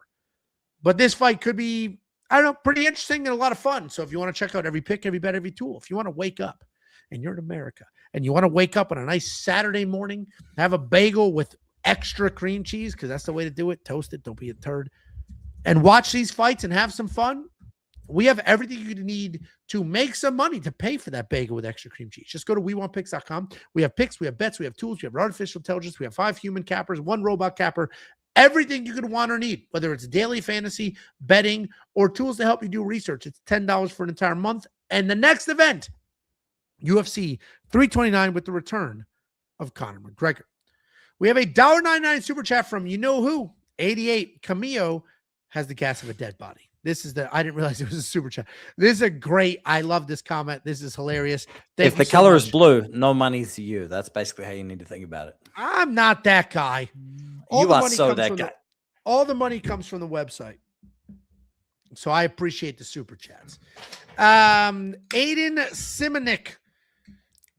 A, thank you for being as supportive as you are during these streams. And B, this sounds fucking disgusting. Bet Sam, try Orange Crush and red wine. Explain to me what Orange Crush is. I don't. Orange soda. Thing we have. A Fanta. Orange Fanta. Sounds perfect. Fanta. Sounds perfect. I'll drink it on my next stream. Appreciate you. You people have I'll Fanta, drink Fanta. Right? Fanta. Yeah. Did you just say Fanta? I say Fanta and Fanta. Don't you wanna Fanta? It's in the fucking song, Sam. We don't get the song here in New Zealand. Is that actually what's called? I wasn't telling you it's wrong. It's in the song. Fanta. Don't you wanna Fanta? 5 million fucking people in New Zealand. We all call it Fanta. It's in the song. Like that's the we don't get the song, right? Down here in little old New Zealand, in the corner of the fucking globe, you guys all just group us in with Australia. Do you guys make any of your thousands own shit, of miles all shipped in? So this is sad. I shouldn't have. Yeah, no, you asked. Don't it's you back take off. An hour, dude. It's going to take 3 minutes. 30 seconds. Figure it out in 30 seconds. 30 seconds. I'll give you it in 22 seconds. All right. Number one, our exporters, wood, right? Primarily pine, because we have a lot of next. Yeah, we have lamb because we have more sheep per capita than anyone else. All right, number 3, your boy Betsam and Adam giving it out to We Want Picks. Somehow being the two your fucking exports. Your exports are UFC bets, wood, and lambs. Peak. Honestly, New Zealand sounds amazing. Safest country on earth. We have no natural predators, no snakes, no dangerous or venomous spiders, no nothing. There is no dangerous predators here. No lions, no dangerous other attackers. Beta males. Of course, there's no predators. Next up, per capita, we have the most UFC fighters on planet Earth. That is a fact. That is an objective fact. You want to call us beta males? We are overrepresenting. We're all, other than the past 6 months, we're all the American champions. Where are they at? 500 million people? Huh? Where are they at? You know? We're 300 million. Next up, at UFC Baku, we have Michelle Pereira taking on Shara Bullet Magomedov. Michelle Pereira, 32-14 in his career, 2-3 in his last 5 years, coming off that rebound win over a Zachary Reese. Taking on Shara Bullet Magomedov, 16-1 in his career, 4-1 in his last 5, coming off that rebound win over Marc-Andre Barriault. Michelle Pereira, when this dude is on, he is on. When he is dialed in, he looks like a completely different fighter than we've seen from him recently. Because when he's locked in, he's wild, athletic, fast, powerful, can wrestle, can strike, can do all the things. He's a capoeira fighter. That's the Brazilian dance fighting where he's just flipping all over the place, doing wild shit. But when he's not on, when he's not locked in, when he's focused on his extramarital activities, he's a bit of a downer. Fades quickly, got knocked out by one of the worst fighters on the roster. And now we need to determine, who is he going to be? Is this the 2024 version? Or is this the version we just saw against Zach Reyes, where he kind of went back to his old way? A, faking nut shots. B, bad cardio. But C, wild and fun. He is taking on Shara Bullet. This guy's a comic book villain. He's got one eye. He's dressed like a homeless person. His teeth are this dude's a disaster. If you look at him, he is literally the villain in every child movie ever. They told us he was a killer. They told us he was an unbelievable striker. If you watch his pre-UFC career, he is. You watch his UFC career, he's a technical hangout on the outside striker. Bounces in and out. Clean technique, good footwork. He's fast. I'm not going to say he's powerful, but there is random power because of the clean technique. He just took a decision off Marc-Andre Barriault where he was taken down a few times, but he ran away with the striking. A couple of things here. One, the fact that this is a 1.5 round line, the over 1.5 seems like a guarantee. I didn't put it in the safety parlay because I'm avoiding round lines in the safety parlay where I can, but it feels like a line that should be safety parlayed. Like, the over 1.5 here, Shara is insanely durable and not as dangerous as they told us he was, which is a recipe for over 1.5. Now, Shara Bullet should be the better, more technical striker. He's fast, he's clean. Even if Michel wants to wrestle, I trust Shara's takedown defense, or at least his ability to scramble back up. Michel Pereira's, he's fun, he's athletic, and if I didn't just see his last fight, I would be 1,000% sure that Michel Pereira was going to lose this fight, but I did see his last fight. And he was tough. He was durable. He had some dog in him. I assume the divorce is settled. So now he actually wants the money. There's a theory out there that while he was going through the divorce, he wanted as little money as possible. Don't pay me my win bonus because I got to split that shit. Now that he's divorced, let me keep it. There's no kids in the mix. That last fight, he had some dog in him. So I do think Shara Bullet wins this fight because I think he stays on the outside. I think he's more technical. I think he's cleaner. I think this fight goes long. I love the over 1.5. And if you're just doing this simple math and you're leaning on the fact that, oh, Michel Pereira was knocked out by Dawkins and Dawkins is the worst fighter on the roster, I'd be a little nervous. I would be a little nervous because Shara should win this fight. I'm picking him to win this fight, but I trust over 1.5 more than I do straight up money line on Shara Bullet. And the odds are better, frankly. Sammy, sober up. Keep this quick. What do you think? I don't know about keeping it quick, but I'm going to give you my thoughts on this fight. Go. Now, lock in. For Michel Pereira, I will give Angelo what he wants for this one. Michel Pereira is an incredibly athletic and talented individual for 2.5 minutes. Now, what I do want to expand out on is this is my capping style. When I think about, hey, I'm going to place a bet on this fighter, I think about what are my concerns, right? Michel Pereira lost to Tristan Connolly. Tristan Connolly was what? A 155-pounder, 40 years old now. His last win before he went on his losing streak and then retired was Michel Pereira because Michel Pereira was too interested in being exciting, doing flips, jumping off the side of the cage. Crazy. He took that fight on I'm not going to I'm not going to argue with the point. Another point to make to help you out, Tristan Connolly took that fight on like an hour's notice. He was there to corner another fighter, and he was just like, fuck it, I'll do it. Tristan Connolly, a bloated 155-pounder, barely made 170 pounds, bloated full of water, won a fight against Michel Pereira because Michel Pereira is too interested in looking cool than winning his fights. You also go through his resume, the fighters that he wins against, and at one point I was convinced that Michel Pereira was the next big thing. He wins inside of 2.5 minutes. He's established dominance. He has won the fight. I just watched Shara Magomedov get his nose plastered halfway across his face by Marc-Andre Barriault, and he didn't skip a beat. He didn't stop. He didn't take the round off. The next round, he is still throwing spinning attacks. He's still throwing leg kicks at full attack. Shara Magomedov might not have the most abusive hands or whatever, but if you give Michel Pereira a door to quit on, I think that he will take it. I think that he will lose this fight probably by knockout. I think that Zach Reyes just isn't the guy I wanted him to be. Zach Reyes, I don't know what it is about him. He seems likable. He seems like I want him to win. Angelo's from Texas, so he probably wanted fucking Zach Reyes to be better than I did.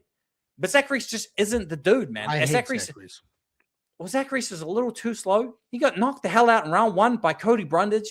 And Zach Reyes made Michel Pereira look very human and went life or death with him. Give me the guy that went blind to one eye and said, you know what, this sport is still for me. Still went out there to continue to win fights. Only lost to the very, very elusive Michael Venom Page. Outside of that, has still turned up, won every single fight that has been expected of him. I think that minus 300 here, when the line was, when I got it, very appropriate. Michel Pereira has 2.5 minutes to bully Shara Magomedov and win this fight. Outside of that, bro is cooked. He is too busy, not only interested in outside of marital issues, he's also playing video games till late in the night. He was streaming video games up until the very fight day of Zach Reyes. He is not locked in this fight. I was watching, he would go live on Instagram, streaming strategic games for 6-7 hours outside of his training. Michel Pereira is not an individual that I could ever trust. Shara Magomedov, he is too ugly to do anything else. He's been fighting for too long.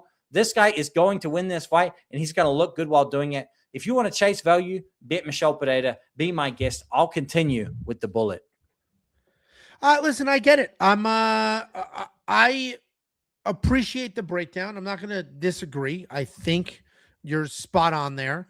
A couple of things, though. I do think Michel Pereira is good. I think he's good. Now, this is middleweight, not welterweight. So if we're going to focus on welterweight, we need to also factor in that he's cutting a shit ton of weight, like a ridiculous amount of weight. So I do think at middleweight, he's a kind of a different guy. And we saw that from him. The only time he looked like absolute dog shit outside of a flash finish there was Fluffy. Fluffy just broke him, beat him, took him down, destroyed him, got him to quit. I'm going to pick Shara. You pick Shara. We're both on the same side here. Shara is basically Navajo Sterling before Navajo Sterling. They told us he was this absolute killer, but that's not what we got, is it? That's not what we got. It's this. He's the same guy. And I made a ton of money betting on the over 1.5 on Sterling, and I'll make money here betting the over 1.5. Just about broke the one in the last one. He just yeah, but he didn't, did he? He didn't, did he? He didn't finish the most finishable guy in that weight class in the appropriate amount of time. In a timely fashion. Yeah, correct. So I think, frankly, they're the same person. Is Shara going to out-technique a lot of people? Yeah. Is Navajo Sterling going to out-technique a lot of people? Yeah. Is he going to finish people? Not really. Are they going to continue to give us 1.5 round lines like he will? Yeah, because somebody fucking lied to him years ago and they refuse to realize where we're at right now. So Bet Sam and I are on the exact same side of the pick. We see it getting there a little bit differently. And we do have bets on this fight. More than just the over 1.5. So if you want to check out every pick, every bet, every tool, WeWantPicks.com. Click Become a Member. It's only $10 for an entire month's worth of access. And we do have a comment here. Some people don't get it. Slabawaki said, how do you say he was a dog, talking about Michel Pereira, in his last fight? Dude, gas after the first round. Here's the key part, Slab. He didn't break. He didn't break. Yes, yeah. Correct. Yeah. Here's the key words. You wrote them yourselves. He got the shit on the gas after the first round and got shit on the second and third round by Zach Reyes. He got shit on. He got beat to hell. And he didn't quit. He didn't break. He didn't fold. He didn't look for a way out. That's the dog. Saying somebody has dog in them doesn't mean they're going to win every fight. Saying somebody had dog in him means that he might just survive.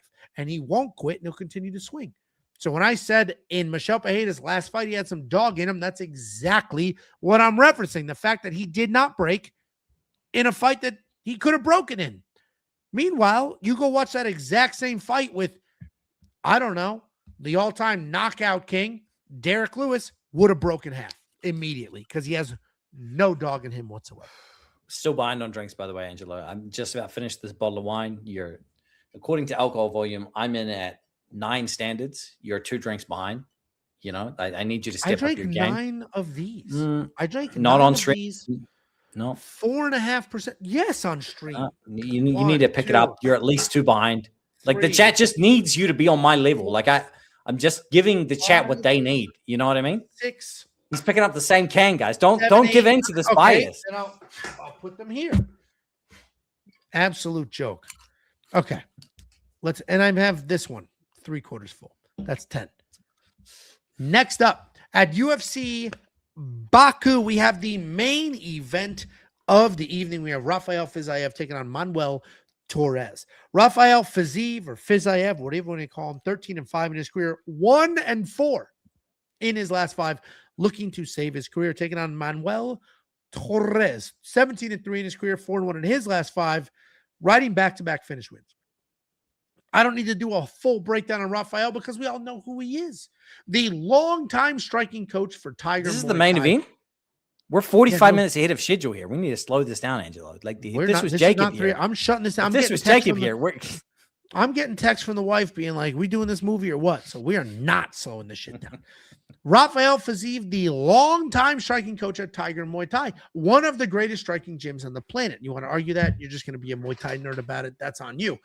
The point is, he's an unbelievable striker, and we have seen clean, flashy technique. We have also seen him get into absolute wars, and those wars finally caught up to him in his last fight because it was the first knockout of his UFC career. Rafael Fiziev does have takedown defense, does have dog in him, does have power, does have clean technique. He's going to need all of it because he's taking on Manuel Torres, a well-rounded guy in his own right. Dangerous striking, dangerous grappling.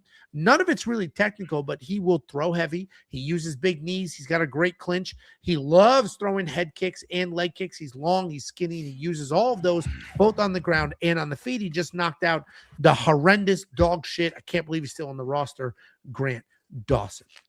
And the UFC has officially turned the page on Rafael Fiziev. He went from like a prospect with a very credentialed striking background to a guy that they're going to put on a main event in his hometown so they can highlight a younger fighter.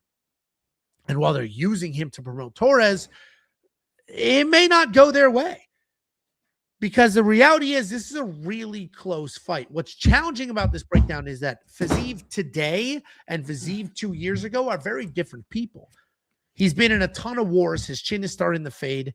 And when I do my analysis, I do my research, I do my picks, the reason I can get videos out every Sunday morning, no matter what the fuck happens, is because I am a week or 2 weeks ahead of time. I'm ahead of all of you. I already have UFC 329 broken down. Cheers to the boys.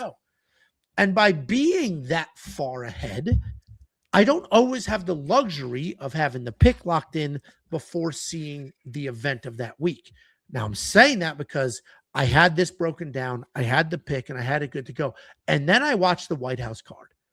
And when I watched the White House card, I got to see the two people who just beat Fiziev last. And they both looked incredible. So my analysis on Fiziev 2 weeks ago is a little bit different than it is today. 2 weeks ago, I focused on the chin of Fiziev, how Gagey dropped him bad, and then how rough he actually finished him. But the White House card happened, and all of a sudden, those two losses aren't so bad. Fiziev was always the better striker in this matchup. Honestly, the better wrestler. Not the better grappler, but the better wrestler. His chin is questionable. We know Torres is a savage in scrambles and on the ground, but I'm flipping the pick. I picked Torres when I broke this down early before I said anything to the world. But after watching the White House card, I think I'm going to go with Fiziev. I know he's got dog in him. I know he's the better striker.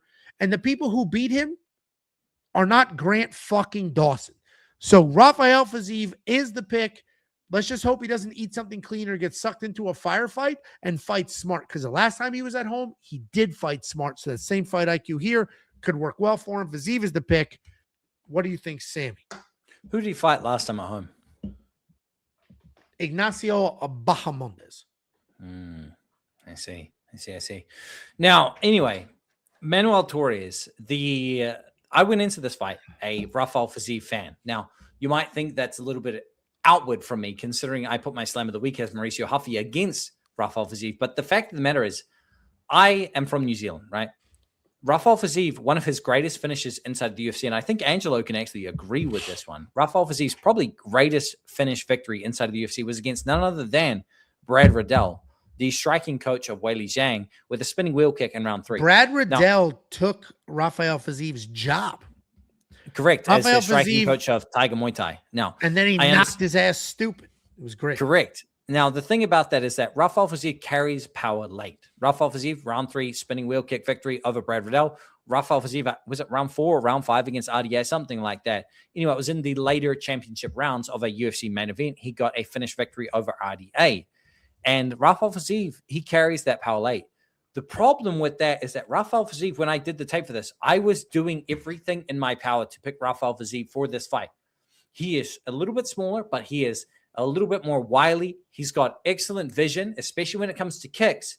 One thing that he is susceptible to, and I found it in my tape study, and once you find something in tape study, and Angelo can probably speak to this, is when you see something, it's very difficult to ignore. In all of his fights, he is susceptible to a long 1-2. Now, what that is if you come out there and you lean over your front foot with the jab and you follow through and get a switch stance going and follow with the 2, Rafael Fiziev does not do a good job of getting out of the way of that. He's been hit with it in all of his losses. He's been hit with it in multiple fights. And Manuel Torres, he blitzes with his strikes. He will switch stance, boom, boom, walk and punch. I think that if he continues with the exact same fighting style that he has in all of his round 1 successions here, unlike Ignacio Bahamondes, where he's going to slide out of the way and have the range to hit him with the left hook counter, I think that Rafael Fiziev is going to be there trying to turn over his face and roll with the punches, time it wrong, and probably get hit with a nasty 2 from Manuel Torres. Manuel Torres is probably the most dangerous round 1 fighter in all of the lightweight division. He literally comes in here like a bat out of hell. I don't know what it is that Manuel Torres is drinking, but I want some of that. Whatever he's sipping on, the way that he fights in round 1, he fights like a man who has never been beaten despite 3 losses. He fights like a man that cannot be broken, and he fights like he has Thor's hammer in both of his hands. He expects to kill you, and he fights like that is going to be the result here. And as a result of that, I don't think he's going to pitter-patter and go, oh, I've got 5 rounds to work here. I expect him to fight the same way that he has, whether it's in Azerbaijan or Tijuana, Mexico. I think he's going to come out here like a bat out of hell, and I think he's going to knock out Rafael Fiziev in either round 1 or early round 2. I like Rafael Fiziev. If it was a fan pick for me, I'd like to see him win here. Just like Alex Badet and Cyril Gane, but Angelo had the nuts to pick Cyril Gane in that fight. I went with my heart. I got it broken. The thing is, I would like to see Rafael Fiziev win here, but I'm picking Manuel Torres based off of what I saw in the tape study. Give me Manuel Torres to win this fight. Most likely round 1 KO'd. Yeah, we're split here again. And I get being on the Torres side, and the general public is, so congrats of being a sheep. Now, most people picking Torres, and I get it. We watched Rafael Fiziev is 1-4 in his last fight, but who the fuck is he losing to? He is losing to some of the best fighters on planet Earth, including the current world champion, potentially the next title challenger. Like, he's losing to the best people on Earth. And one of those losses was a knee injury to Gamrot. That's not a real loss. So if I'm looking at that, and I'm looking at Torres, and I'm looking at their skills, and I'm breaking it all down, I'm looking at the durability. Was Fiziev durable in his last fight? No. Did he get dropped there against Gaethje? Yes. So he lost to the most creative striker this division has seen in a long time. He got dropped and then ultimately beat by the current world champion, who is all-time tough. I'm good with Fiziev's recent record, and I do think he wins this fight. Do I have the nuts to bet on it? No, because I got a vasectomy a few years ago. They cut a little too much out. But other people have bet on this fight. So if you want to check out every pick, every bet, every tool that they have, go to WeWantPicks.com. Click become a member at the top. It's freaking $10 for everything you could ever want or need heading into a fight week. Guys, that's the breakdown. This is me and Jacob. Jacob's not here. Bet Sam sat in. We appreciate you, Bet Sam. I thank you for hopping on, supporting the show. You got any words for the people before we shut this bitch down? Listen, the reality of the situation. Any short? Do you have it? Do you have? It's short. It's short. 10 words or fewer for the people. 10 words or fewer. You don't say anything in 10 words or fewer. I'll get it out in 30 seconds or fewer. Regardless of whether Jacob is here or not, your boy Betsam will be here week in and week out. Whether I'm on holiday, whether I'm at home, I will break down every single fight or not. And if Angelo calls upon me, your boy will be here. I'll see you all in the next one. Let's cash a slam of the week and a safety parlay. Thank you for being here. $10 a month, not a week, not a fight card, is the greatest value that you will ever see today or in the future. Thank you all for being here. You're welcome for being part of the greatest value that is in this space. We want picks. Okay, couple things. We're going to open up some, I got to open up some cards, a couple comments here. I will be filming a vlog, not only for UFC 329, but also UFC Oklahoma City. Jacob and I will be there in person. We're going together to UFC Oklahoma City. So we'll be there. I'm going to film a vlog, the whole experience. And for UFC 329, you want to send something for the vlog? Here's the address. We Want Picks, P.O. Box 406, Prosper, Texas 75078. Whether it's a letter, a recipe, whatever the hell. WeWantPicks.com is the website. What the fuck am I doing? We Want Picks, P.O. Box 406, Prosper, Texas 75078. Check out Premium. As I mentioned, first of all, 3 of you signed up while we were watching using this code. Thank you. And if the rest of you want to as well, promo code 250 at WeWantPicks.com gets you lifetime membership for $250. That's $50 off forever. When we add new sports, it's not going to cost you a nickel because you already paid for it forever. Promo code 250 at WeWantPicks.com. Here's the card you're going to get if you sign up right now. Let's open up a couple of cards. Watch Soul with the kids, by the way. Great movie. Great movie for kids as well. Watched it with my nieces and nephews. Fantastic. No, don't be weird. Okay, we got. It's a kids movie. What do you mean? Don't be weird. It's a fucking kids movie. It's sad he dies and shit. No, we've got two packs to open like up. Angelo. You got to prepare them for it. No, I don't. They're young girls. They don't need to know about that shit yet. That's outrageous. I'm going to keep them young, let them enjoy their lives. They'll figure out that this shit sucks later. Guys, if you go to collectibles.com, you can buy some repacks, which is basically we're rolling the dice. We're buying packs, and maybe we get a card that's worth more than we paid. Maybe we don't. This is a $60 pack. Let's see what we get. Now, I've had a bunch of good luck. You can hear the rain now, right? It's going fucking crazy. Nah, that's some soft. It's spitting outside. Here we go.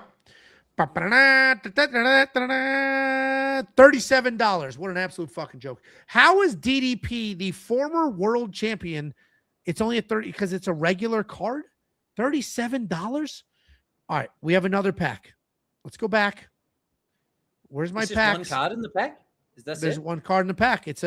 You're rolling the dice. You got one card in the pack. You pay $60 for the pack. Now, I've gotten two separate times $400 plus cards. Send that card to me. I've seen DDP live and twice. You know, I've seen him at 3 or 5. It'll cost me more to mail it than apparently what it's worth. All right. That's why I didn't send you food. I went to send you New Zealand snacks. You know, I bought $12 with New Zealand snacks. It was going to cost me $34 to ship it to you. Dude, $34 Big Maple Bets sent Canadian snacks. Some of them sucked, like the ketchup chips. Worst thing I've ever eaten. Their fucking version of cheese doodles. Oh, that was good. That was good. All right, let's open this up. $60 pack. We'll be in 120. We're going to open this.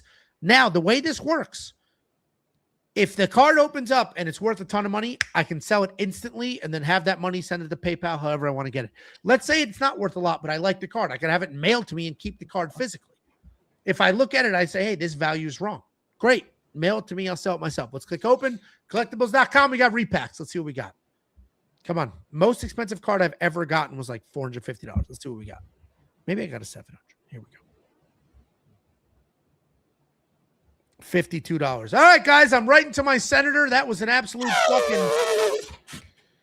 We have a $1.99 super chat, almost as much as the value of this card. What website do you find the UFC card rips? It is collectibles.com. And I did eat the coffee crisps. Those were fantastic. Here's a Canadian.